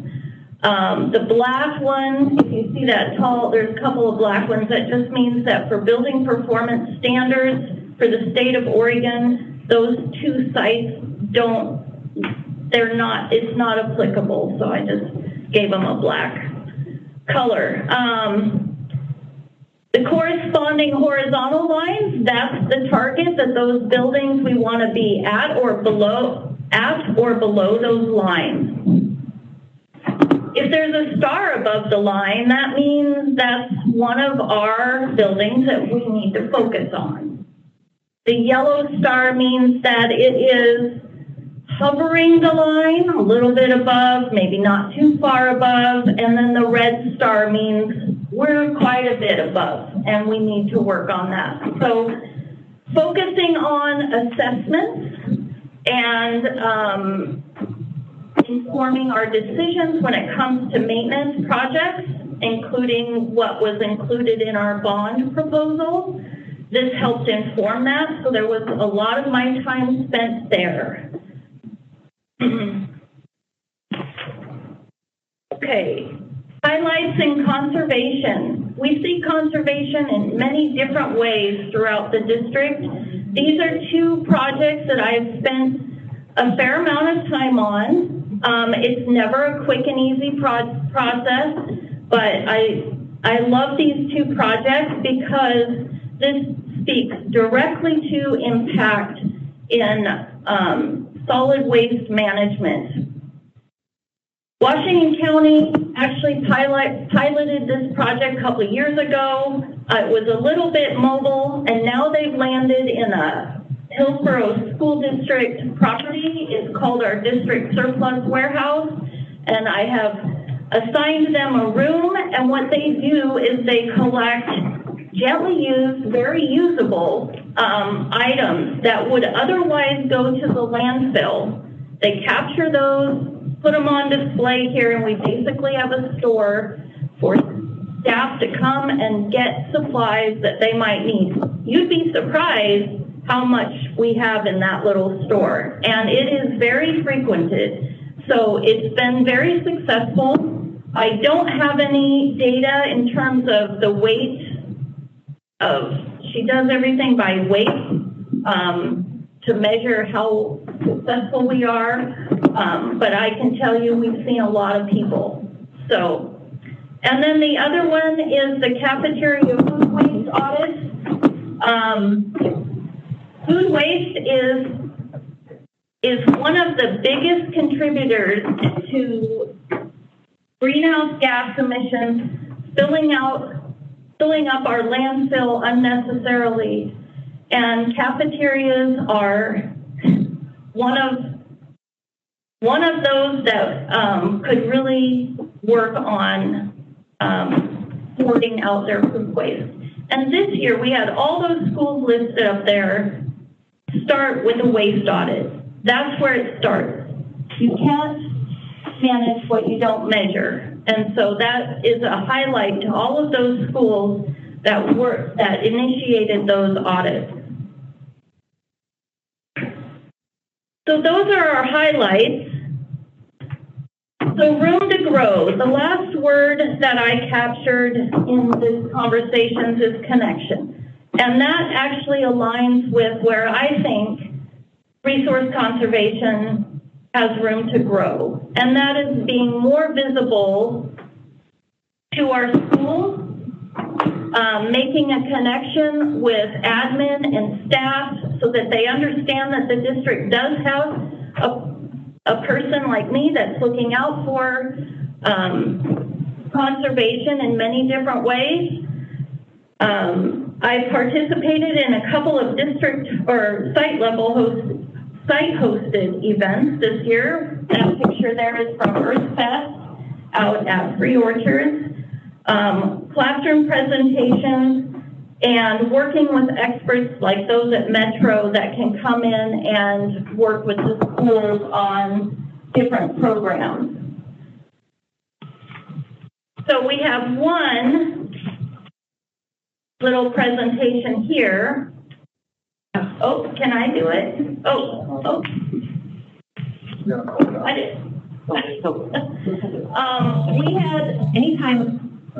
We had the Energy Trust of Oregon. You've probably heard about an HVAC project out at Liberty High School a time or two. It was kind of a big deal, and Beth and I connected, and this was a result of an interview that we did almost a year ago. Okay, now we're good. That you're not spending money on your utilities, then you have more money to spend on things that directly impact student learning and the environment in which staff work. I actually attended Hillsboro schools, as did all four of my sons. I was a school board member, I'm a community member, and now a staff member. We're the fourth largest public school district in Oregon, serving over 18,000 students over 37 campuses. Energy Trust assisted us with a comprehensive HVAC system renovation here at Liberty High School. We were able to replace the school's 5 boilers, 3 of which were failing, with 4 new high-efficiency boilers, and do a complete renovation of the HVAC system's direct digital controls. We also have one of 2 solar arrays here on Liberty High School's campus that is directly attached to our sustainable agriculture and sustainable design building. I have a background as a public school teacher, and now at Energy Trust, what I do is I help people understand our programs and offers through marketing and education. I think that having occupied these spaces frequently, it helps me understand what these spaces could need to be comfortable. The Redmond School District, located right in the heart of Central Oregon, so about 7,000 students. We're sitting in the Hugh Hartman building right now. This building is our dual language program that serves kindergarten kids through 5th grade. Last year, we revamped the entire heating and air conditioning system. This was our most expensive building to run, so we've come back and modernized it. Those savings are things that we're bringing straight back into the school. If you've never worked with Energy Trust before, it's a really easy process. You can reach out to us, and somebody from Energy Trust will come out to your school building and walk the halls with you to help you understand what could be upgraded, what could be operated more efficiently, and also what incentives we might be able to offer to offset the cost of installing. Yeah, I know what I'm doing.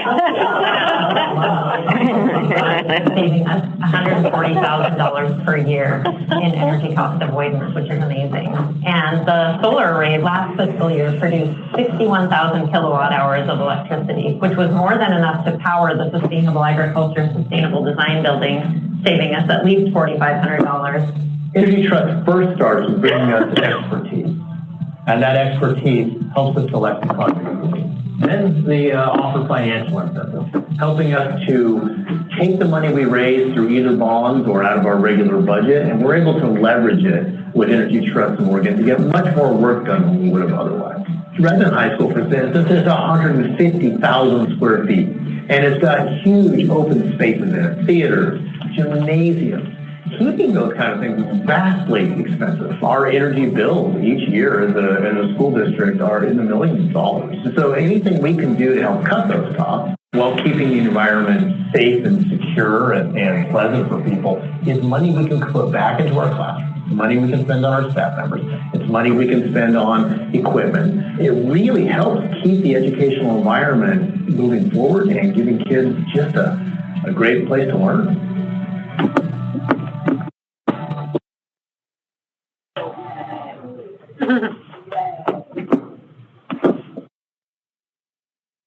Beth did an awesome job. I think that it's a really positive little interview, and it went out everywhere. So that is all for my presentation. Thank you. I got to try to leave slower there. It about knocked me over. Any questions or comments? I was wondering, do any of our pathways like support some of the work that you're doing, or with like groundskeeping or something like that? Like there's a good opportunity there for students. It has, the topic has come up for, there are several opportunities, I think, potential opportunities for senior projects. Also potential for internship. It's just a matter of coordinating it and getting it in front of, getting a plan in place. But yes, there's lots of potential opportunity there. Jessica, when we built the Sustainable Ag and Sustainable Design facility, it was meant to be like a model site, a demonstration site, maybe is the word that they would use. So they have the solar panel, but they also have like water collection cisterns there. So they irrigate their field, their garden area with reclaimed water, and they do fancy stuff I don't know the names of. Because that Sustainable Design program create paths jobs like Maya's. So the students are the one program I would say is like preparing students towards sustainable resource management.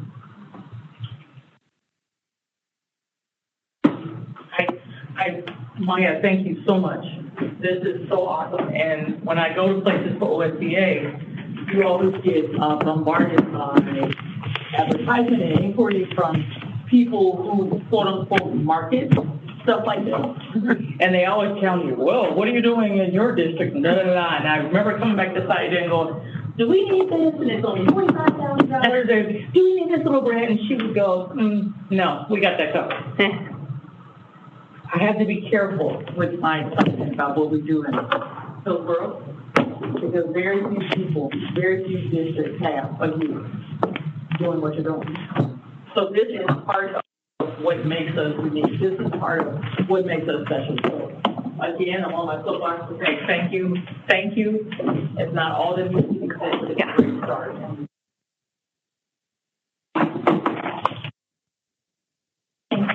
I just wanted to say thank you as well, and love that you are, kind of doing this in a very grassroots way sometimes, working directly with, Gyra right, down the street and things like that, finding opportunities. And I just wanted to say, with summer coming up and fewer students in the buildings, if there's opportunity to see any of these different initiatives or buildings, my summer calendar is wide open. We'll make a note of that. Thank you. Thank you. Oh, yeah. Well, thank you, Maya, for being here in that presentation. And with that, I recess the work session at 7:10 7:10 and continue downstairs. The Board of Directors regular session is now in order. We will begin like we always do with a flag salute, and the flag is right behind you.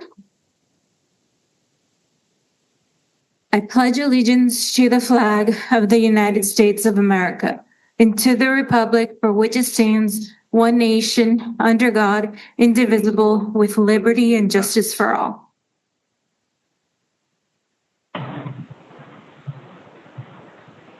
Next, I will be reading the Hillsboro School District Land Acknowledgement. As we gather here today, we would like to take a moment to acknowledge that our district service area is on the occupied traditional homelands of the Alphalete Indigenous people land we call Washington County and the state of Oregon. We honor the Indigenous people whose traditional and ancestral homelands we stand on, the Tualatin, Kalapuya, Willamette, Clackamas, Tumwater, Malala, bands of the Chinook, and many other Indigenous nations of the Columbia River. In remembering these communities, we honor their legacy, their lives, and their ancestors. We also recognize the urban, Indigenous, Native, First Peoples community living in the metro area, which includes over 400 tribal nations.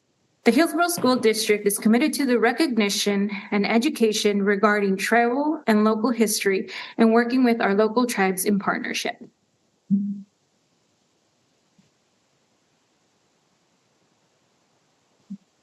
Our next agenda item is proclamations. Our only proclamation this evening is the LGBTQ plus Pride Month, read by Director Ryan.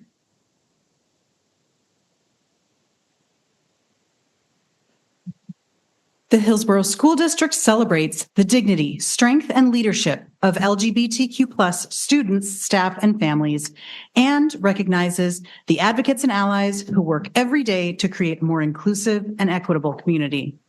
The Hillsboro School District understands that LGBTQ plus individuals, including those who live in our local communities, face discrimination simply for being who they are and for who they love, and there remains much work to do to extend the promise of our country to every person. The Hillsboro School District commemorates the 11th anniversary of the landmark Supreme Court decision of 2015 guaranteeing marriage equality in all 50 states, which was a historic victory for LGBTQ plus Americans and continues to affirm our belief that we are all freer when we are treated as equals. The Hillsboro School District celebrates that the month of June is recognized as a time to celebrate contributions of the LGBTQ plus community to our society and collective history. The Board of Education of the Hillsboro School District do hereby proclaim the month of June 2026 to be LGBTQ Pride Month. We urge all community members to join us in recognizing the many contributions and achievements of the LGBTQ plus community to the development and prosperity of our society.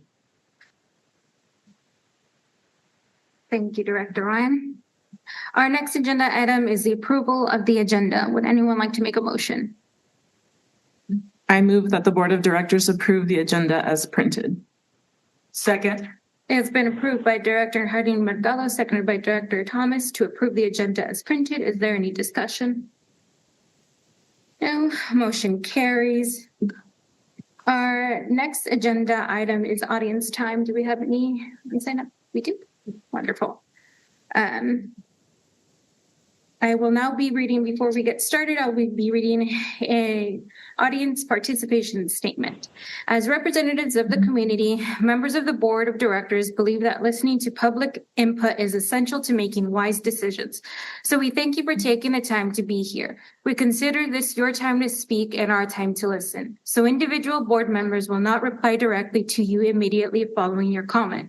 If a board member hears something that requires additional attention, they may request it to be added to a future meeting agenda, or the superintendent or his designee may reach out directly to connect with you. We are fortunate in the Hillsboro School District to have a collaborative community that can discuss points of disagreement in a respectful manner. With this in mind, rudeness, ridicule, obscene, or profane language, impatience, lack of respect for others, and personal attacks are not acceptable. Comments aimed at state and federally protected classes are prohibited. Audience demonstrations supporting or opposing a speaker or idea are not permitted. We welcome frank discussion of district operations and programs, but in public sessions, the board does not hear comments regarding any individual district staff member. Public participation in board meetings is governed by policy BDDH, public comment of board meetings. There are structured channels for the board to review complaints involving staff members described in board policy KL, public complaints. As you start your remarks, please share your name and, if speaking for an organization, the name of your organization. We allow up to 3 minutes for each public comment. Please feel free to follow up by email to the board or the superintendent. Beth? So it's Ron Hall, and he's already approached the podium. Good evening, and thank you for taking the time to listen to me today. I am a teacher that has been ripped.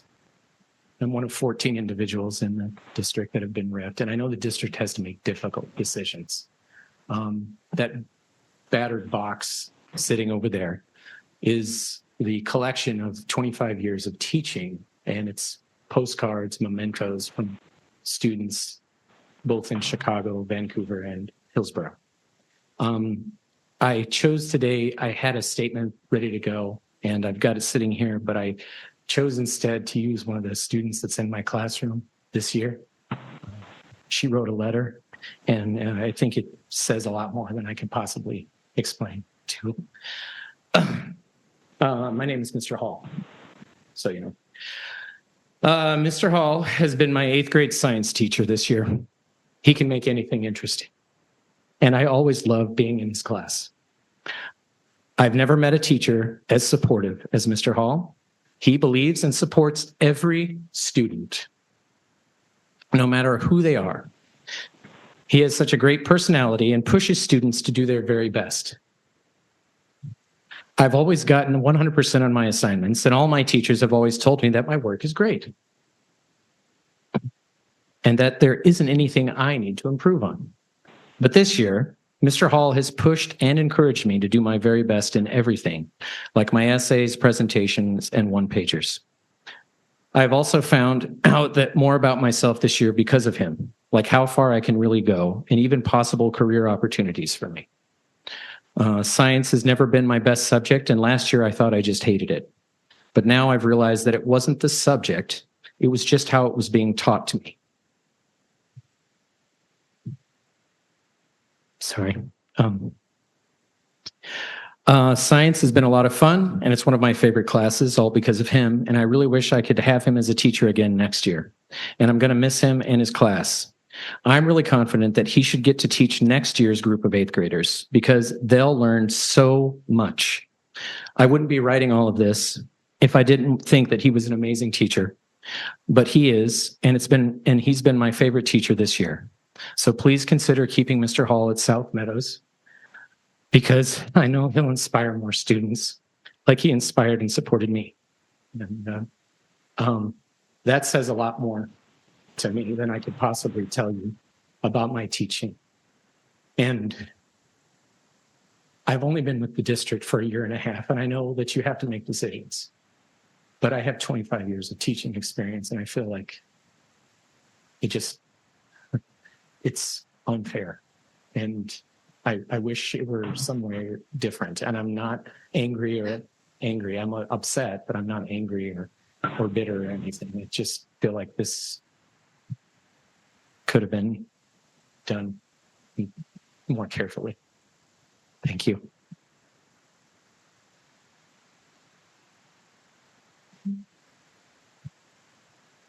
Anyone else? Our next agenda item is to approve the consent agenda. Would anyone like to make a motion regarding the consent agenda?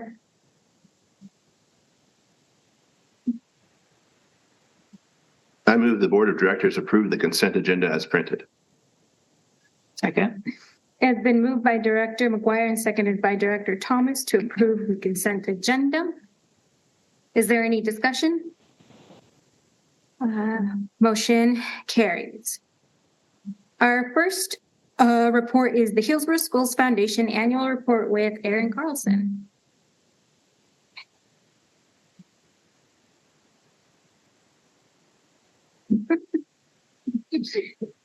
Maybe.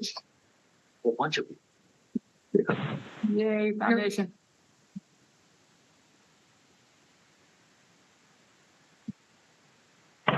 You're going to be the clipper. I can only focus on one thing at a time. Good evening. Thank you so much for having us. We have a whole slew. I know, I feel like everybody in. We wanted to first share with you, we've recently revised our mission and vision, and they've got a slight edit. The Hillsboro Schools Foundation fosters community engagement, securing and stewarding resources to provide opportunities for every student in Hillsboro area public schools. We envision a future where every student in Hillsboro area public schools experiences a true sense of belonging and has the opportunity to reach their full potential.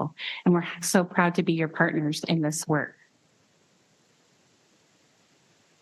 We're so excited. And there you go.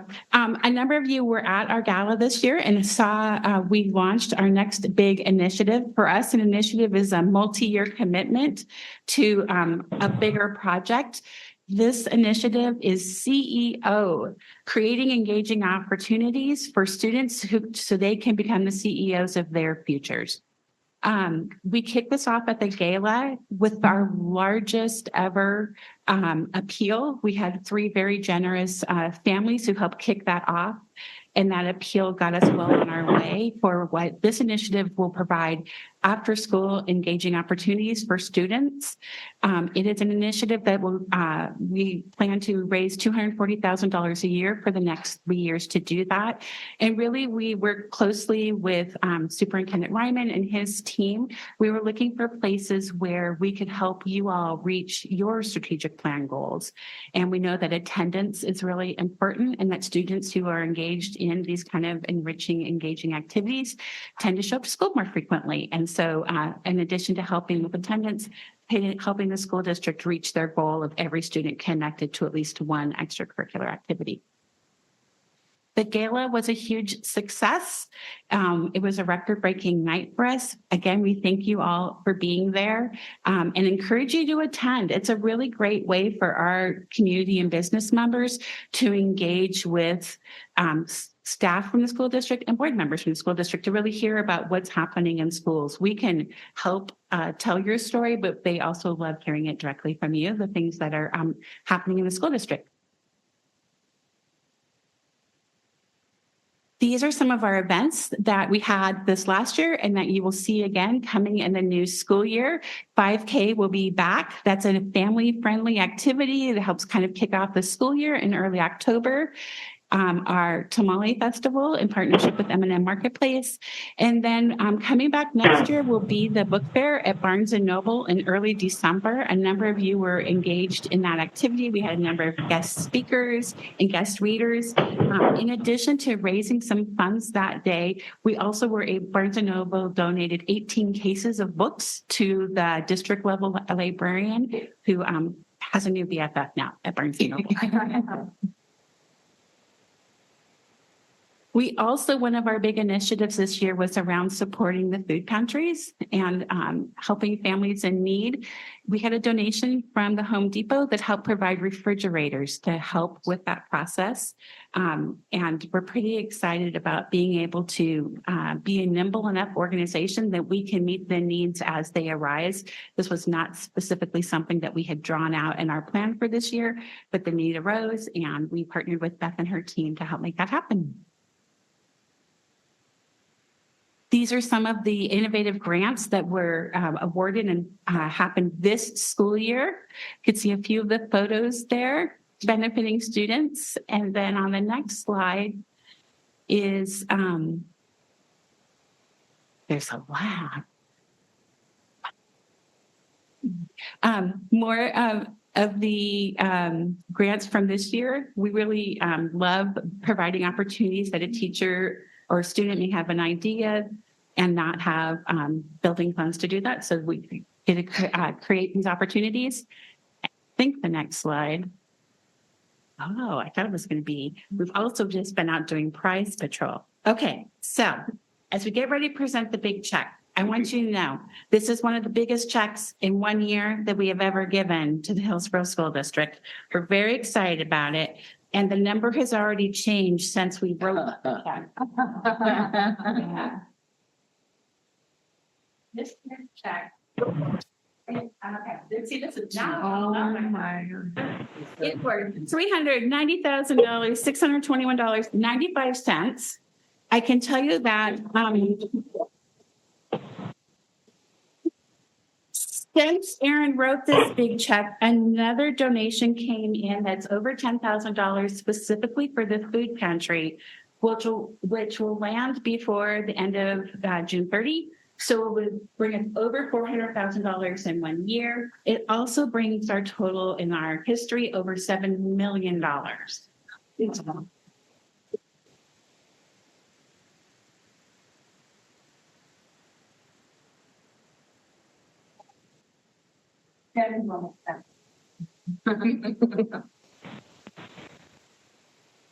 Last week was the prize patrol, and that's when we have the opportunity to go out and award this year's grants that are for projects and programs that will happen in the next school year.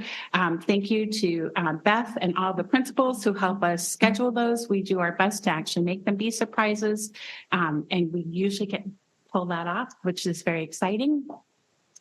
And I think there's one more slide. No.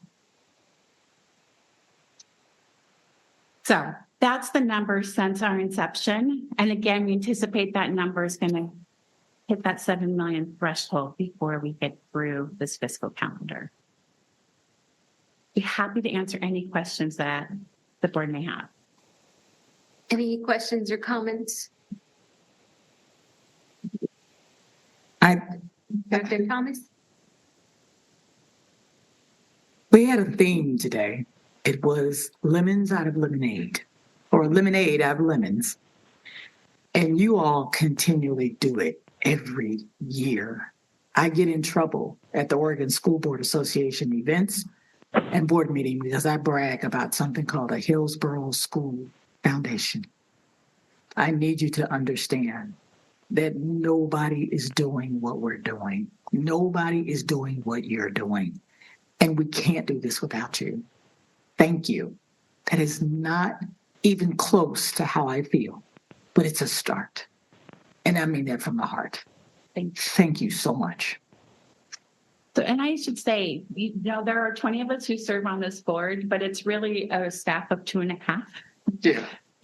who make all this work. And so Erin Carlson, our executive director, who you all know, Lori Schmidt, who works in development and helps make all that magic happen as principals and schools call with questions. And then we have a new part-time staff member, Jean. We're just small but mighty. So we're glad that you recognize. Thank you so much for everything you do. There's some board members I haven't had the chance to meet that I hope to, but I know a lot of you, and it's just, you know, you think people could be doing anything with their lives, and the fact that you choose to spend your time making this wonderful community that we have roots in better, it's such a joyful thing. So thank you for all you do. I want to just also express my gratitude. Anyone who I have encountered who is part of the HSF organization has just been the most sincere and passionate cheerleader for our school district. The time that you all give, from your own private lives, and the people you recruit to work for you are just unparalleled. I expressed that after our lovely gala this year, that this is a real premier event in this community, and it reminds everyone how important education is to all of us and for our future generations. So thank you so much, HSF, just year round, for all that you do and all of the energy and passion that you bring to this. I also want to say thank you for all of this. As someone who's been in a building when you have shown up to surprise a while back, it's so crazy exciting when you guys show up and let us know that you have funded a project or an idea or something, and then you get to see it like happen. And we kind of went through these pictures really fast, but I'm just looking at it and seeing like it's not just a small group of students that benefited, it is the whole community that benefited. So just thank you for all the work that you do.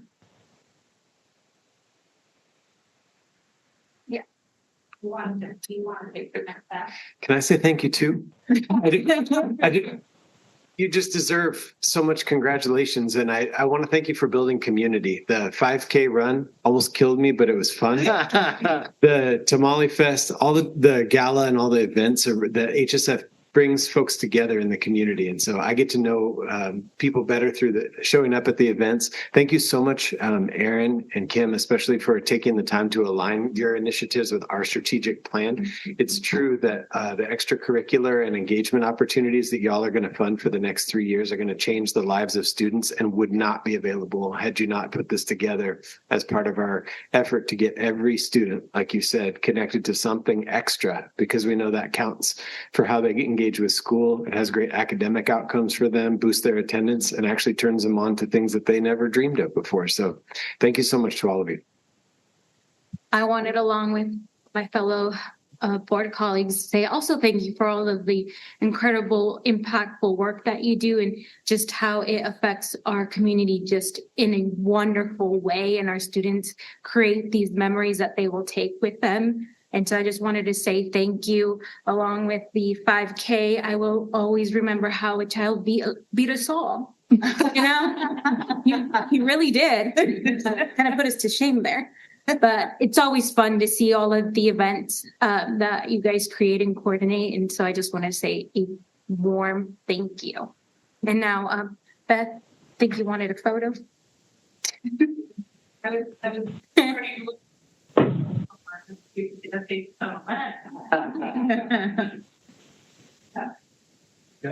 Oh, good.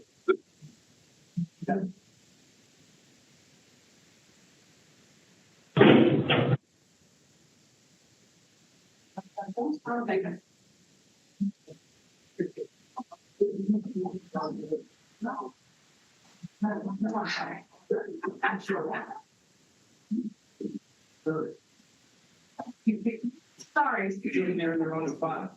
All right, Eddie.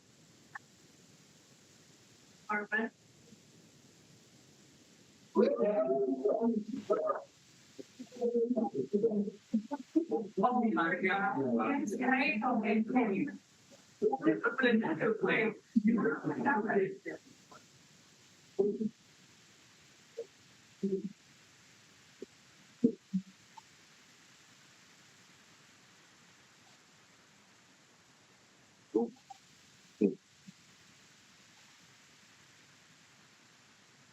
Okay. Thank you. Our next report is the financial report with Chief Financial Officer Scott. Thank you, Chair Pantoja. A unremarkable month, and I mean that in a good way, for financial operations. That's what we strive for. Both expenditures and revenue came in right as our model predicted. So I'm expecting that we will finish the year as we've been telling the board all year round. Happy though to address any questions or concerns any of the board has. Any questions for Scott? No. Keep doing what you're doing, Scott. We love you. Thank you. Thank you, Scott. Our first action item is to adopt the 2027-2028 school calendar.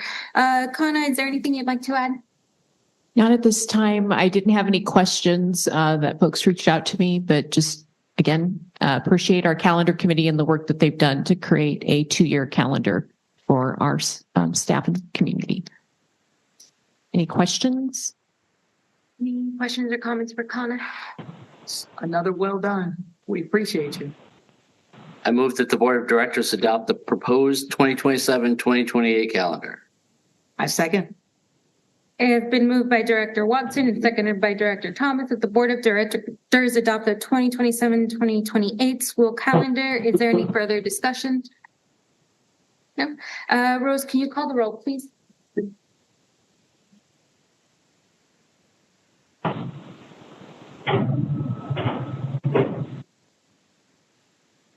Patrick McGuire. Aye. Jessica Harden-Mercado. Aye. Katie Ryan. Aye. Nancy Thomas. Aye. Mark Watson. Aye. Sheehan Kim. Aye. Yvette Pantoja. Aye. Motion carries. Our next agenda item is to act on the November 2026 bond proposal. With Beth. Hello, everyone. I am going to see if this thing's working. Oh, there it is. Maybe. Unless he's puppeting. Are you the puppet master? What's happening up there? Okay. All right. It is me. Okay. So just before we go into the action part of this, I wanted to share a little bit of information about kind of where we're at with our bond proposal. Obviously, tonight, we are asking the board to take action on the proposal that we presented to you at last month's meeting. I also wanted to just share a little bit of additional information, what I and my consultants have been working on in terms of kind of what we in the biz call collateral materials, which are our promotional and informational materials about the bond. And of course, that includes the website, the school-based flyers, pull-up banners. Any of you who made it to the Proud to be HST Festival saw some of that up on display in both English and Spanish. So we've got a lot of great information that has already been created, but we have a whole plan for what to do now month by month leading up to November for when the actual vote takes place. So I just wanted to share some of that with you, as well as a really cool new tool that hopefully you had a chance to look at over the weekend. If not, we'll take a quick look. So I don't need to go through all of this, but just you can feel free to go back and reference it at your leisure. Obviously, we are at the end of May. We're going to be taking this vote tonight. And then we're going to be in go mode for sure to get everybody ready to start talking about this and making sure that staff and families and community members are well aware of the ask that we're making and feel that they have all the information they need to hopefully vote yes when it comes to November. But one of those key pieces of key action items that need to take place before any of that can happen is kind of the second part of your motion tonight is going to be to adopt a resolution to call the election. And that's what's going to allow us to actually then file the necessary paperwork in August to put this on the ballot in November. And because we are wanting to do some kind of late summer polling, we want to wait till then to kind of test out, see how things are going to shake out with geopolitical unrest and certain things that we're just not sure how they're going to go right now. We want to wait as long as we can to kind of test and see what messages are landing with our likely voters at that time before we kind of make some final decisions for how we're going to be talking about this. And so you don't have your board retreat until past the filing deadline. So that's why we need to do this action early and have you go ahead and direct staff, being myself and Scott and Saida, to work with bond counsel to get all that paperwork in order. So, but you'll see some key activities here over the next several months, and the development of key messages. Our consultants are pulling voter rolls just to get a sense of, again, who we can anticipate turning out in November and what those demographics look like, how we might best target our message dissemination to get the broadest reach and understanding among likely voters. And definitely one of our key communicator groups is our administrators, our school-based administrators and staff. So going to be talking to them at next Tuesday's pre-K-12 and just asking them to let us know when their back to school nights are, making sure that we have the opportunity to get audience with their parent groups so that we can ensure that, again, all of those key groups within our schools have the information they need to feel well informed ahead of time. So again, of course, our election's in November, and hopefully that is a success. I don't know if, oops, there was one more slide. I don't know what happened. Oh, maybe my helpful tech person is trying to pull up the dashboard for me, because that was the last cool thing that I wanted to show you in this deck before I took any questions.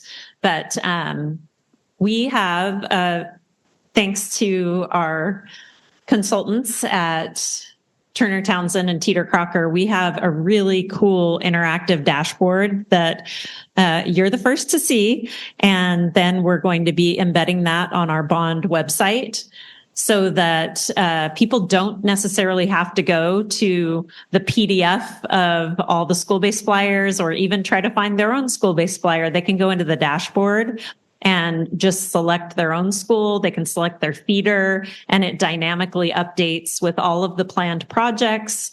When those projects are slated to occur in the life of the bond, we typically plan for a 5-year build out of a bond, and things that are considered early are those things happening in years 0-1.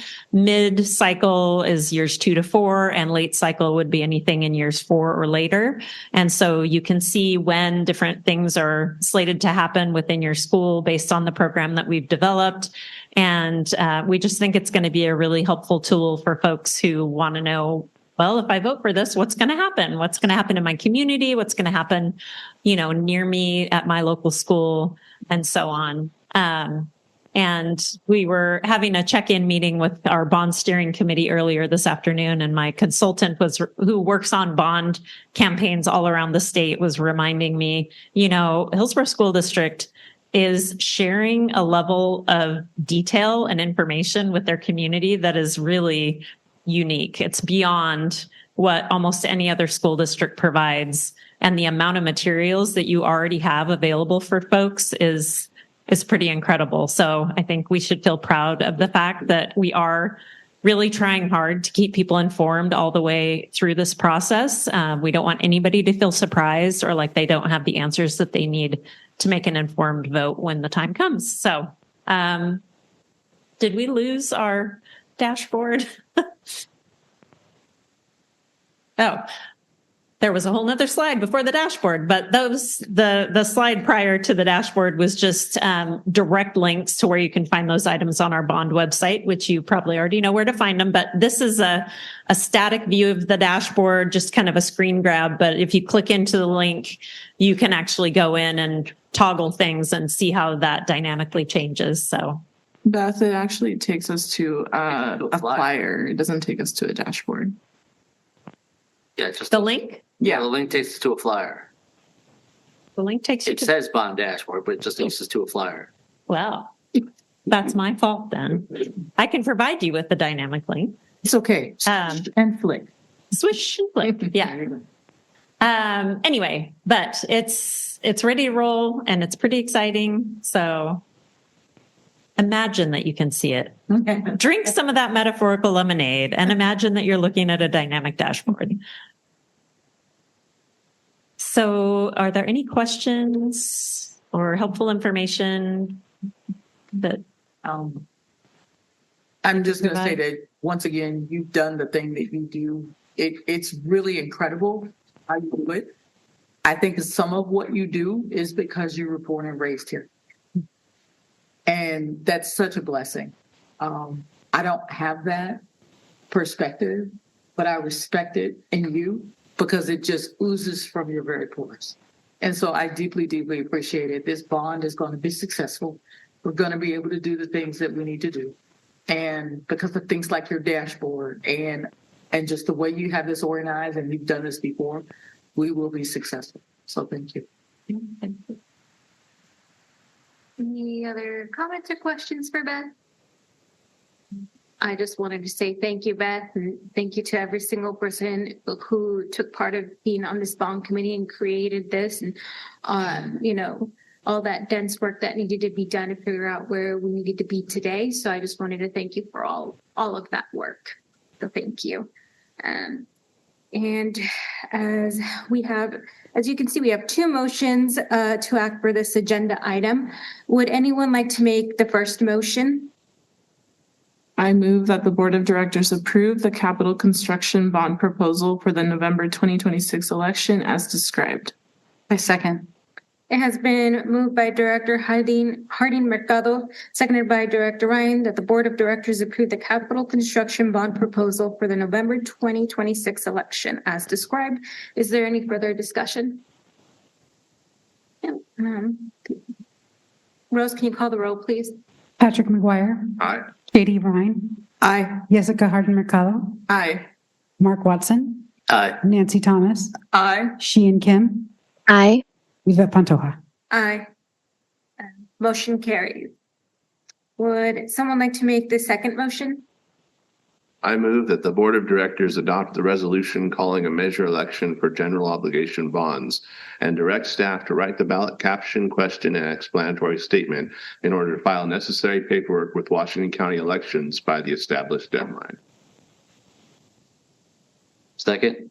It has been moved by Director McGuire and seconded by Director Watson that the Board of Directors adopt the resolution calling a measure election for general obligation bonds and direct staff to write the ballot caption, question, and explanatory statement in order to file necessary paperwork with Washington County Elections by the established deadline. Is there any further discussion?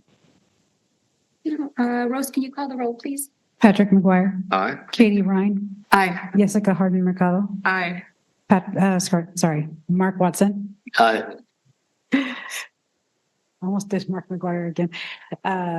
Nancy Thomas. Aye. Sheehan Kim. Aye. Yvette Pantoja. Aye. Motion carries. Our next action item is to approve the superintendent's contract. I move the Board of Directors approve the individual contract with the superintendent effective July 1st, 2026 through June 2029.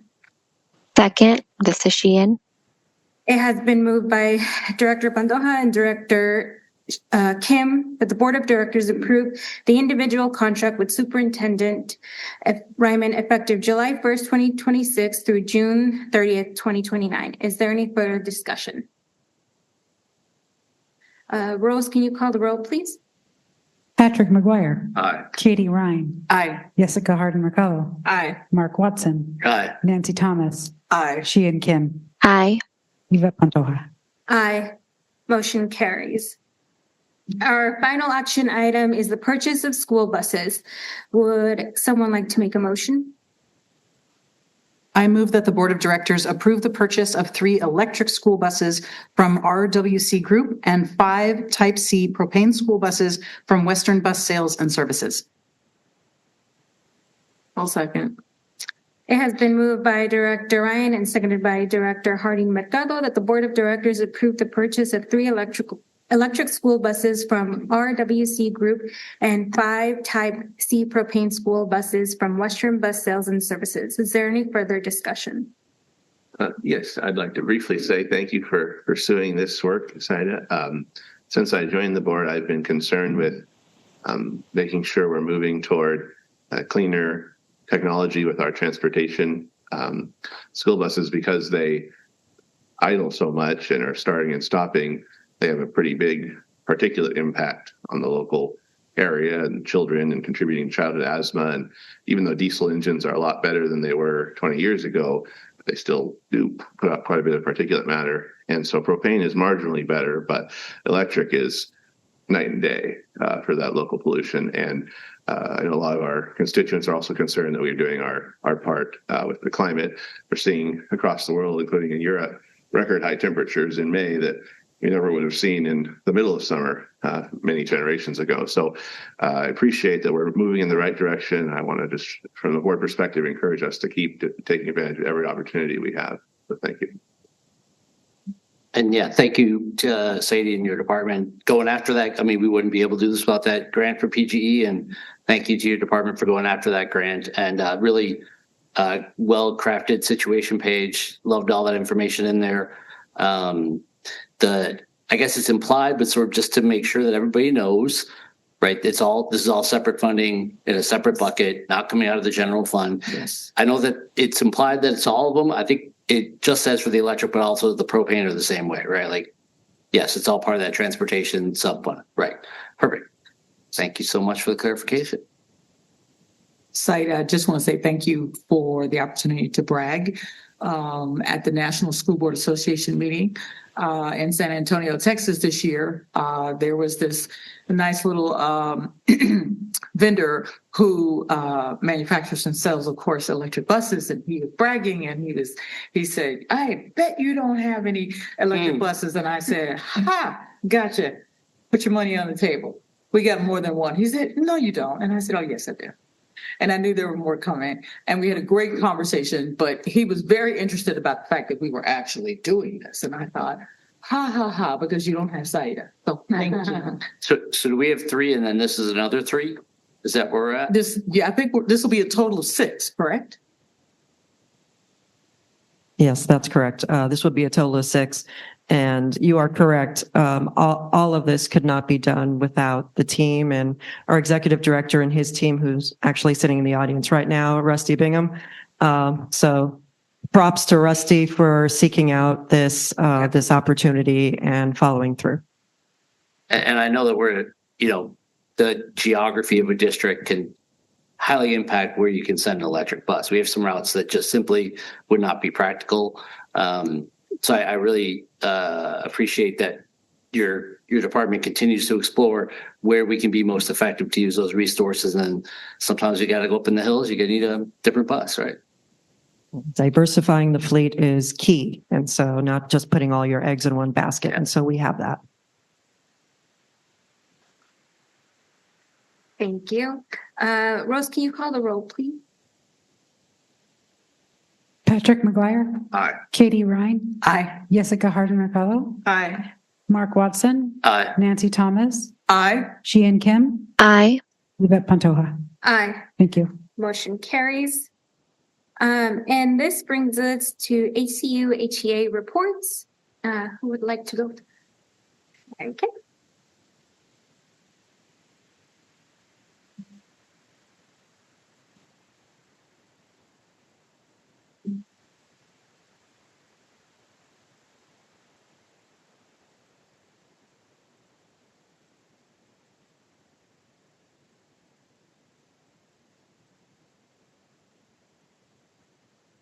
Good evening, Chair Pantoja, Vice Chair Kim, fellow board members, Superintendent Ryman, and administrative leaders. My name is Mary Kay Babcock. My pronouns are she, her, and I'm a proud music educator going on 28 years. It's an honor and a privilege to serve as the Hillsboro Education Association president. It is hard to believe that we only have 11 and a half days remaining. And I want to say congratulations to all our retirees and to all our graduates. This time of year always brings reflection. And I think back to my own childhood memories of summer approaching, getting to stay up later, outdoor adventures, and the excitement of meeting new people who shared similar interests as mine at summer camps. I also remember senior breakfast, graduation celebrations, and the incredible send-off of the community that surrounded my graduating class. Those moments mattered because they reminded us that school is not just about academics. It's about belonging, relationships, discovery, and becoming who we are meant to be, ourselves. As adults, I believe that we have the responsibility to protect that experience for our students. We must continue creating schools where students feel safe, connected, inspired, and free to remain curious about the world around them. When I reflect on this past school year, I see both challenges and accomplishments. Despite uncertainty, budget concerns, and increasing demands on educators, our community continued to show up for our students again and again. I'm especially proud of how our community came together through safety watches to support our students and their families to feel safe attending school. I'm proud that our educators and our association rallied, lobbied, and advocated at the Capitol for public education and essential services. I'm grateful for the success of the OEA endorsed candidates' recent primary elections and hopeful about what they will do moving forward to support public education and the students we serve. I'm also incredibly proud that our association gave away nearly 800 books to students this past month alone. 500 books were adopted at the Proud to Be HSD Festival and another 300 books at the Hillsboro Hops Educator Appreciation Night. In a time when so much conversation centers around cuts and shortages, those moments matter. They remind us that community connections are still at the heart of all of our work. I also want to acknowledge the work accomplished locally through collaboration with our district. A memorandum of understanding, which offered a retirement incentive, has helped minimize disruption and protect as many positions as possible. Although this effort, along with natural attrition of resignations, has helped significantly, we still endured a reduction in force. The reduction of 14 talented, dedicated, highly qualified educators who deeply love serving our students in Hillsboro was a tremendous loss. These are not just staffing reductions. These are relationships, mentors, trusted adults, and years of experience walking out our doors. As we look toward next year, I continue to carry many questions and concerns. What will class sizes truly look like? How will we support students who have lost trusted adult connections? What will educator workload look like as fewer people are asked to do more? What can we do to support those who remain to stabilize their workload? And perhaps most importantly, how do we ensure students continue receiving the individualized support, reliable services, and opportunities they deserve? As I said last month, budgets are values documents that should always be people-centered. The decisions we make now will shape the experiences students carry with them long after they leave our classrooms. And I hope that we continue moving forward together with honesty about our challenges, a collaborative mindset to support one another, gratitude for what we have accomplished, and a shared commitment to protecting the future of public education. Thank you.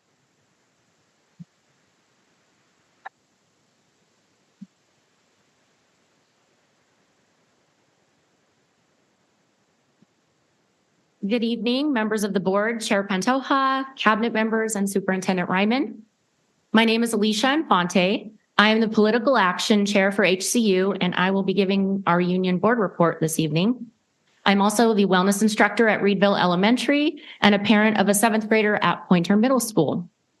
Before anything else tonight, I want to sincerely thank the classified staff and union leaders who continue to carry this work forward every single day. From the executive board to our worksite leaders, to the members who volunteer, advocate, organize, and simply continue to show up, this union exists and succeeds because of your dedication, care, and belief in one another.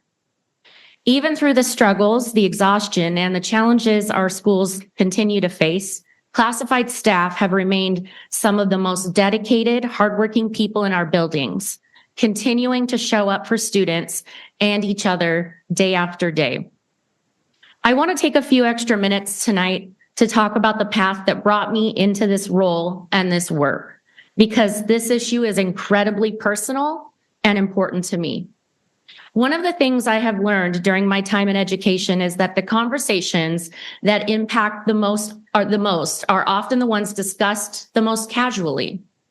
Decisions made in spreadsheets, staffing models, and projections may appear logistical on paper, but in practice, they shape people's livelihoods, relationships, well-being, and sense of purpose in profound ways. And I think sometimes in the urgency to solve systemic challenges, it becomes easy to lose sight of the human experience sitting underneath all of it. While I can only speak from my own experiences tonight, many of these feelings and concerns I know are not unfamiliar conversations among classified staff across our buildings. And that is exactly why I felt it was really important to share these reflections tonight, because these experiences deserve to be understood, and not just as staffing challenges, but as human ones. As we close out another school year, I find myself reflecting on a difficult and reoccurring pattern. Once again, our staff are ending the year facing layoffs, involuntary transfers, eliminated positions, and uncertainty about their futures. And once again, we are being asked to normalize a system that continues to stretch educators and support staff beyond what is sustainable. In education, we speak constantly and rightfully about creating the conditions for student success.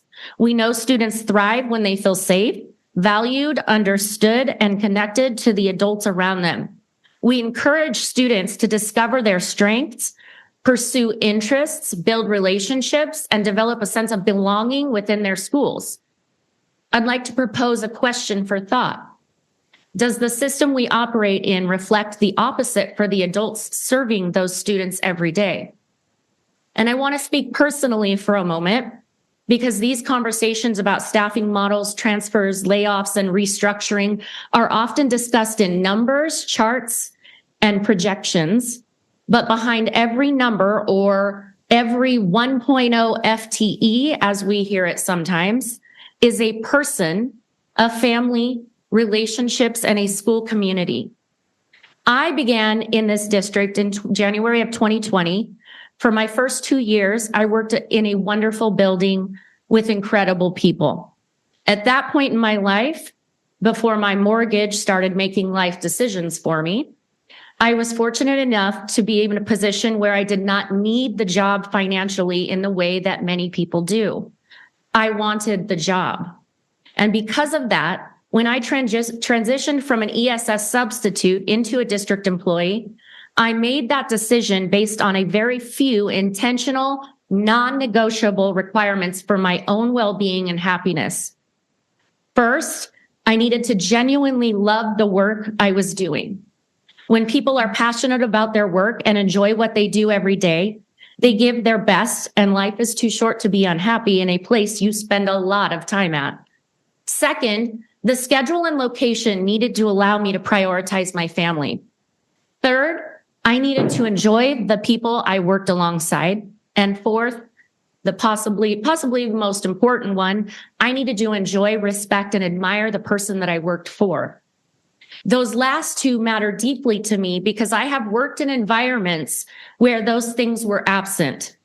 I know firsthand how much leadership, culture, and relationships impact not only performance, but mental well-being. After 2 years in a building where all of those things aligned for me, I was involuntarily transferred because projected enrollment no longer supported my 4.75-hour SCA position.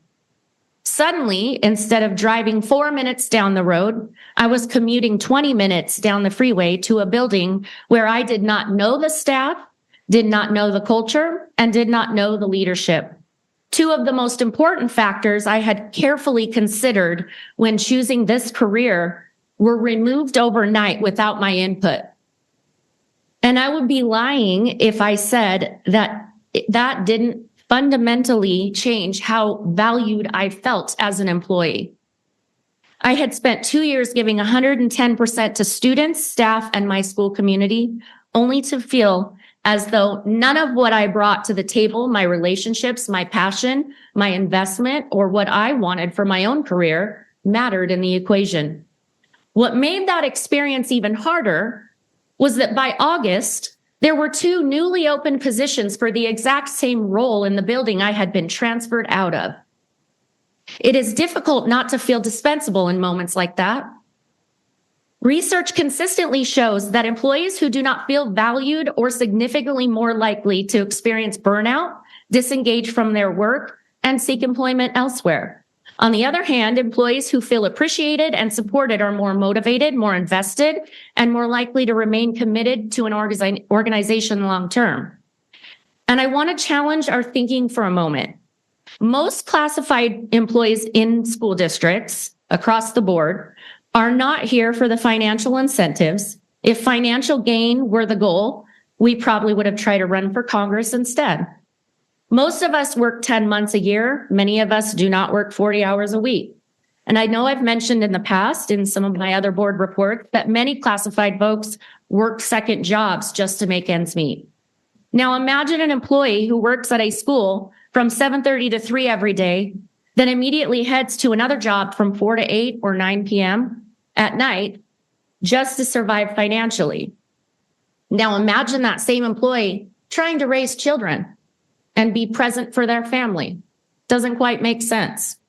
So if people are not staying for the financial incentives, what are they staying for?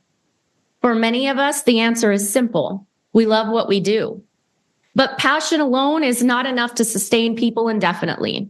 When employees are not working here just for the wages, the other pieces become everything. The relationships, the leadership, the stability, the feeling of being valued and respected as a human being rather than treated as a movable piece in a staffing equation.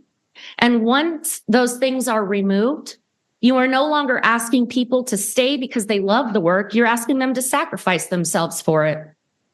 The job also has to provide stability, respect, purpose, relationships, trust, a sense that the work and the person doing it are valued.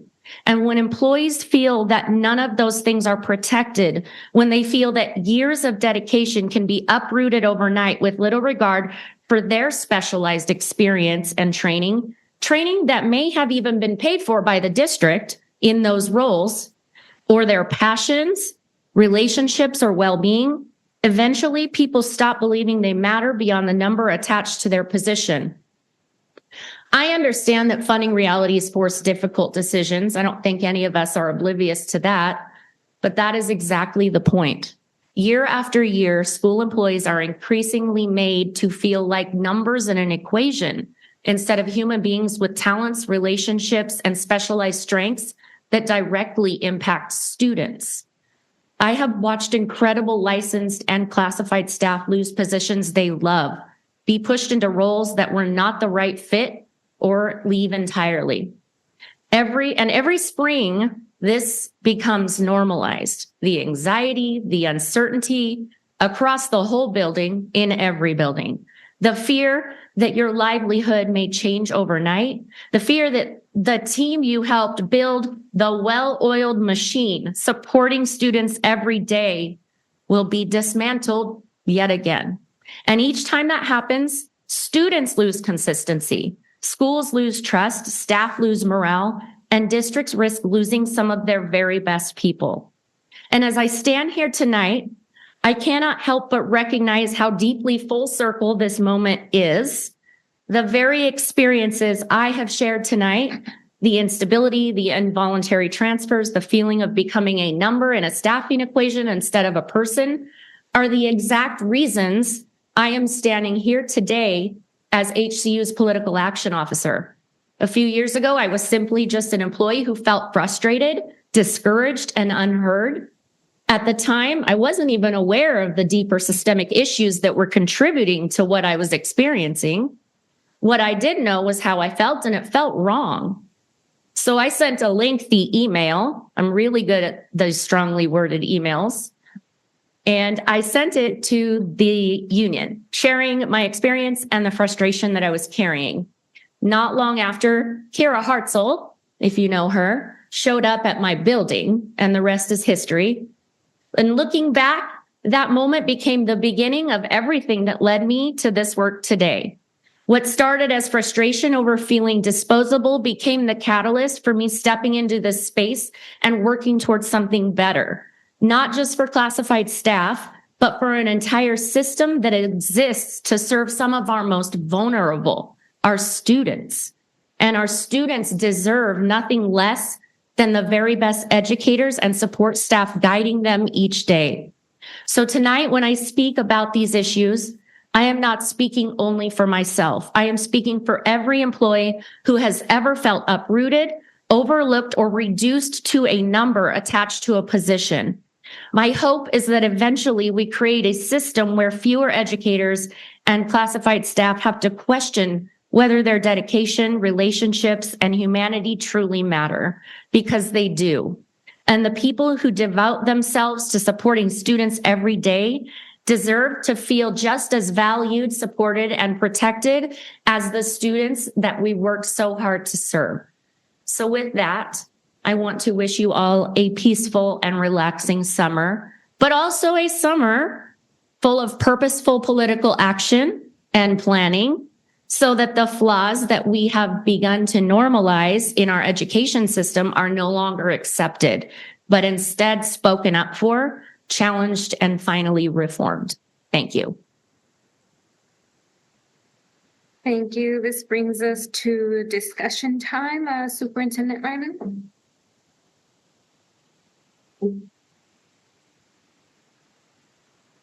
I guess I want to start by addressing some of the words that Alicia shared and also Mr. Hall. I just want to acknowledge the painful reality of us having to reduce our force in our school district right now. And I appreciate the advocacy that you're recommending, Alicia, over the summer. Purposeful advocacy over the summer is something I can commit to. And there's a couple ways that we can fix this situation. One is to make Oregon a great place to live and work. And another is to advocate for stable and adequate funding for public education in the United States, but in particular in Oregon. And so I'll continue to do that too. Mr. Hall, thank you for your service in our school district. And I want to thank our HR department, especially our union partners and our building leaders, for working carefully to follow the collective bargaining agreements we have, which describe our bumping and RIF processes and engaging in a fair process. We do use spreadsheets, but I do want to assure you that we don't have casual conversations about human beings. These are all jobs and livelihoods that we're discussing when we make tough decisions. And we needed to do that on behalf of our kids. So I apologize for the pain that that causes, but I also own the responsibility of making fair decisions.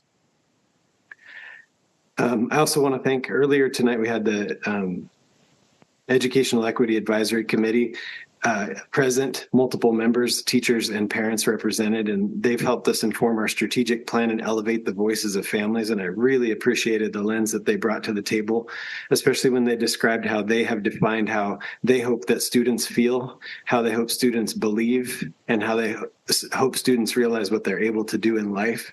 And I appreciated the time the school board took to hear their presentation this afternoon. The rules have changed about how we run the EEAC, but Francesca and team were the first to stand one up like ours, and it continues to be a strong advisory committee for us and informing our future strategic plan as well.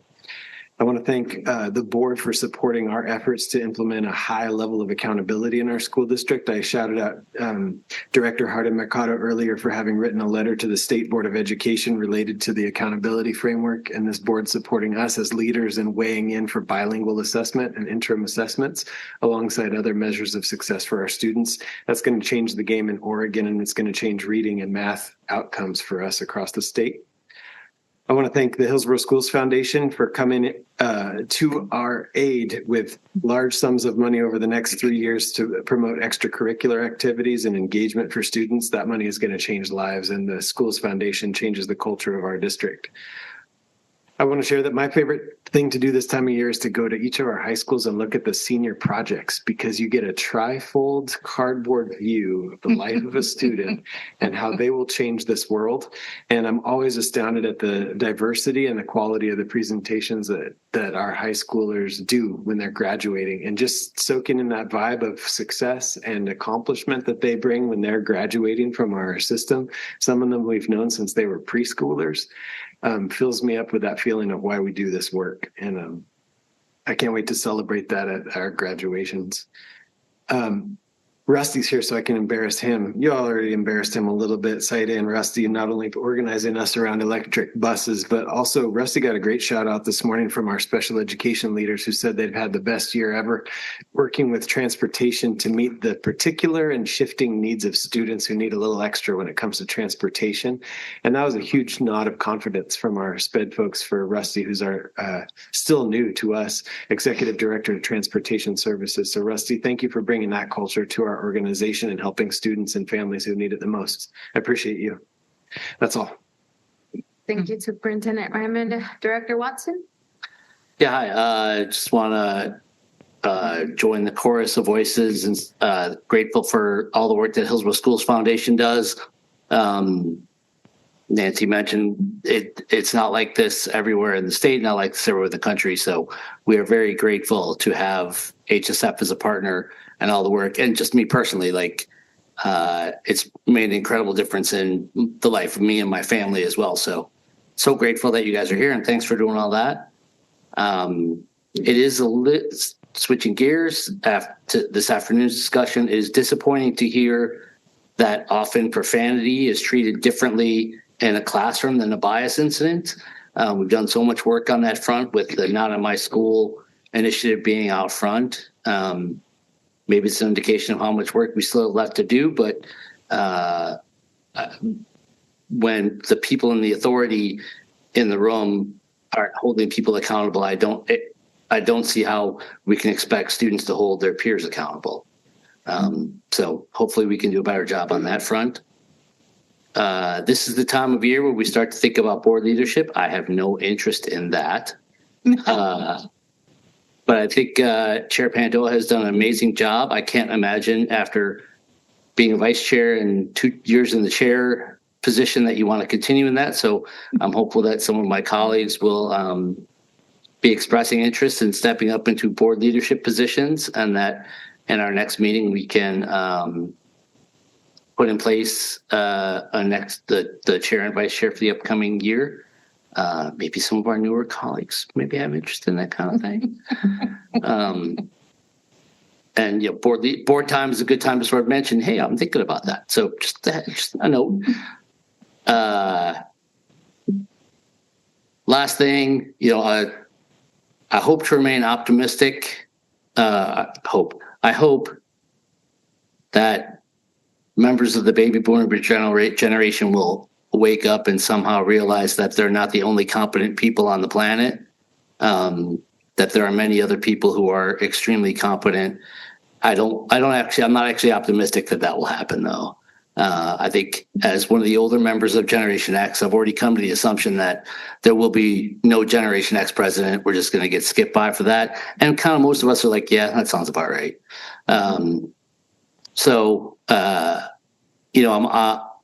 Why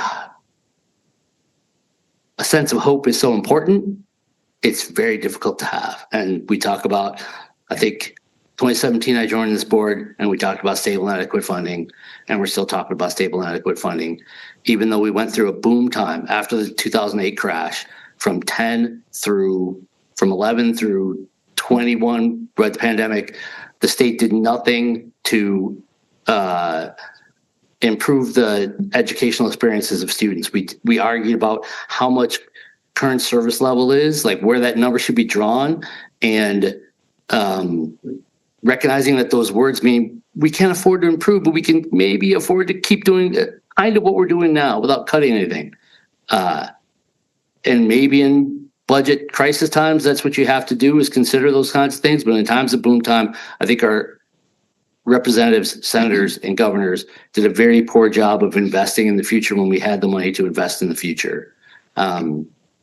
Our communications team has done a great job with the slides showing the declining of the percentage of the revenue of the state going to education for the last 2.5 decades. So try to remain hopeful, but I'm not optimistic that we'll do something different because we keep seemingly doing the same damn thing, hoping for a different result. So that's probably enough. Thank you, Director Watson. Director McGuire? As I was driving here today, I'd spent most of the day indoors, so I was really enjoying the beautiful day and the sunshine and the green colors on the trees.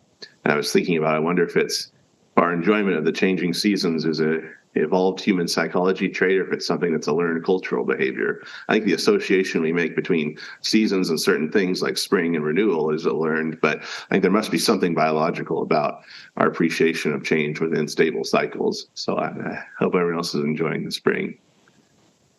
I identified very much with the union comments. I appreciated that. I think frustration as a catalyst is something that we have to think about, because my sense is, from knowing my board members for most of them for a while, that everyone agrees that we should have a funding structure that makes science teachers who make a beautiful impact on students stable, and so that we have employees not feeling any anxiety mingled with their joy in the springtime.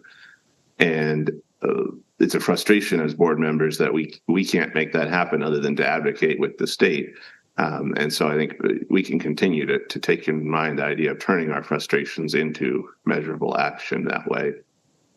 Finally, I did want to mention briefly on a more serious note, those of you who get alerts for education-related news in our area likely noticed that a few miles up I-5 in Longview this week, the the district superintendent was arrested under charges of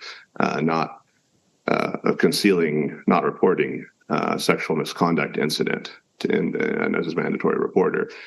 And that's obviously going to be very difficult for that district. And without commenting on charges that are before the courts, I want to express confidence in our team and thank them for handling all of those sorts of reports seriously in a way that respects the well-being of our students, and just express as a board member our expectation that we continue to train all of our employees on their duties and obligations in that respect, so that we continue to keep our students safe. Thank you. Thank you, Director McGuire. Director Harding-McCall? Well, I just wanted to start by holding space for Mr. Hall and others that are experiencing a similar situation as yours. And I'm truly sorry. I know that this job is not just a position on paper, but this is something that impacts your sense of stability, your relationships, your students, and your future. And I just want you to know that your value as an educator is not defined by this decision, and your impact on students, families, and also your colleagues still matters deeply. And I know Alicia mentioned this, even though people understand the financial realities, it's hard not to take it personal. And so we have a lot of work to do. And I want to say thank you to Alicia, because you always bring some great reflective questions that I seriously take back. I'm learning a lot from your advocacy. It's been a challenge going from being an educator in the classroom or serving in the district to this role as a director of school board. It's been a challenge realizing the realities at the state level and the needs up there. And so I appreciate, again, the reflective questions and the push. I'm still learning on how to do that, so thank you. I also wanted to thank Audra for the trip to Groner. We visited Groner, Katie and I, to see Groner community and also HOA. And it was really, really nice to see that community that is being built there between both. I know HOA was at Peter Roscoe and then Tamarack and now at Groner. And when I was there, it just felt like they were at home. And what I'm seeing is just like not two separate communities, but it just feels like it's becoming this one very powerful thing between both. So that was a lot of fun. So thank you for taking us there. And then I also wanted to thank Rose for inviting me to be a part of interviews of our student representatives for school board next year. That was a lot of fun. And I just want to shout out to all the students that have applied and interviewed. They are all really amazing. And it was so hard. So hard, and any of them would have been great and will be great, and hopefully we'll all take a position in a committee if they weren't chosen. So I'm excited for you all to meet them next year. It's just going to be awesome. So thank you, Rose, for organizing that and having me be a part of it. And that is all. Thank you, Director Harding. My fellow Director Thomas.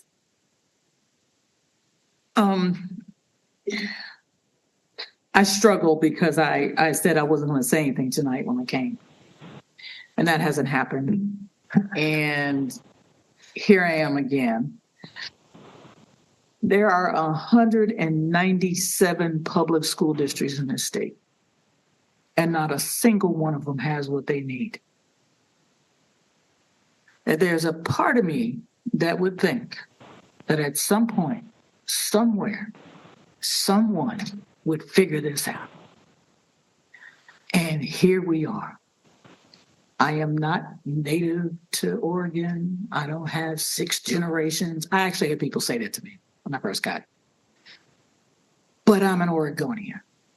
And I volunteered to sign up for the most unthankful thing I could ever do by running for public office and representing people who don't even know I'm on the board. I love it. Mark and I will be out in the community, and Mark will introduce me as being on the board, and people go, "Oh." And I go, "Oh, you didn't vote for me, did you?" And what they're really saying is, "Oh my God, I didn't know I had a Black person on the board." Clutch your pearls, bless your heart. Here's the point, though. Because of this relationship, because of this school district, I now have I don't even know how to describe it. I don't know whether it's a blessing or a curse, but I am now part of the Oregon School Board Association.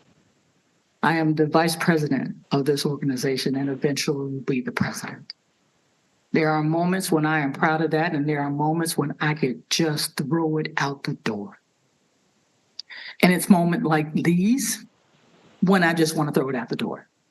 And let me tell you why.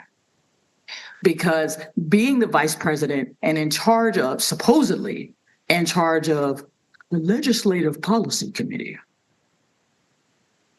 And now they're getting us all geeked up to go talk to these yahoos in Salem again. But this year, I have something different to say. Nancy was nice before in her first term. She's not going to be nice this time. Because now I'm going to take the stories with me. They always tell us to be prepared to talk to the legislators, and they don't listen to you. What they do is they clutch their pearls and they give you the bless your heart voice. And then they usher you out 20 minutes later because they have somebody coming behind you. But I will take the story of Mr. Hall. I will take Alicia's story with me, and I will say, if you truly want to make a difference, come talk to my people. Back in the old day, in the old church, they used to say, you could tell a person's spirit by their budget and their giving. Well, I hate to tell you this. 85% of this budget is you. 85%. Not a lot of districts can say that. It does not mean we can save everybody, unfortunately. It does not mean we can do everything we want to do. And this is why we're here, to make the hard decisions. These are uncomfortable conversations. They are uncomfortable times. And it's amazing how we are expected to, I don't know, I'm supposed to be happy about this. 1 minute I am flying high, and the next minute I'm like, boof. I get all excited about an electric car, an electric bus. And I get to get excited for 2.5 seconds. And then Mr. Hall tells me after 25 years of service teaching little ones. Yeah, because if they're in middle school, they're little. and a year and a half here. Yeah. And you're gone. I don't know what to say other than I'm frustrated too.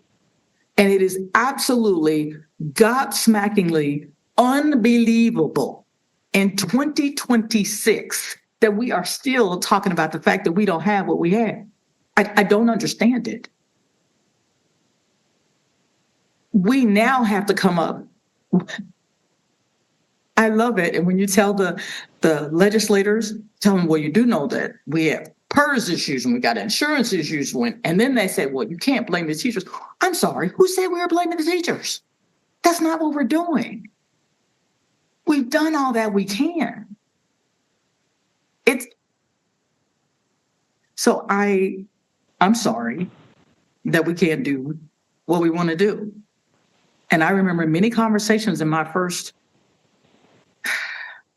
term when we talk about, but you better not cut a teacher. Nope. Can't cut staff. Nope. Nope. No. We would hold the line. And please understand, it has never been an FTE thing with us. Never, never. I understand why you said what you said, but I'm here to tell you, it has never been an FTE kind of thing. Because I look at people like, and I know them. I call my sister every week who is a teacher in another state just to make sure she's still alive. This is personal. This is real. And I wish I could do more. I'll be quiet. Thank you, Director Thomas. Director Ryan. Thank you, Director Pantoja. I wanted to echo what my board colleagues have said. Thank you so much to our union partners and to Mr. Hall for your thoughtful comments.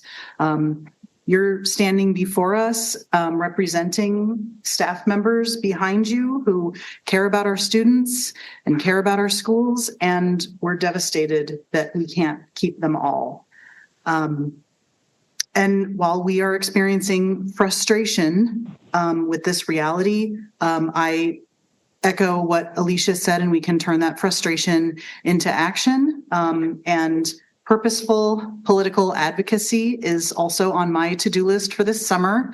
And I would welcome any of my board colleagues who are also interested in spending time speaking one-on-one to the legislators that represent the area of the Hillsboro School District, because that is on my my list of things to accomplish before the long session begins in 2027. Along the same lines, I'd like to thank HSF so much in this belt tightening series of years that we're about to undergo. We're so grateful that you are our partners in helping us to not have to say no to every single thing that our kids could benefit from. So thank you so much for all of the time that you spend and the careful choices that you make in order to make sure that every dollar is really getting maximized for all of our students.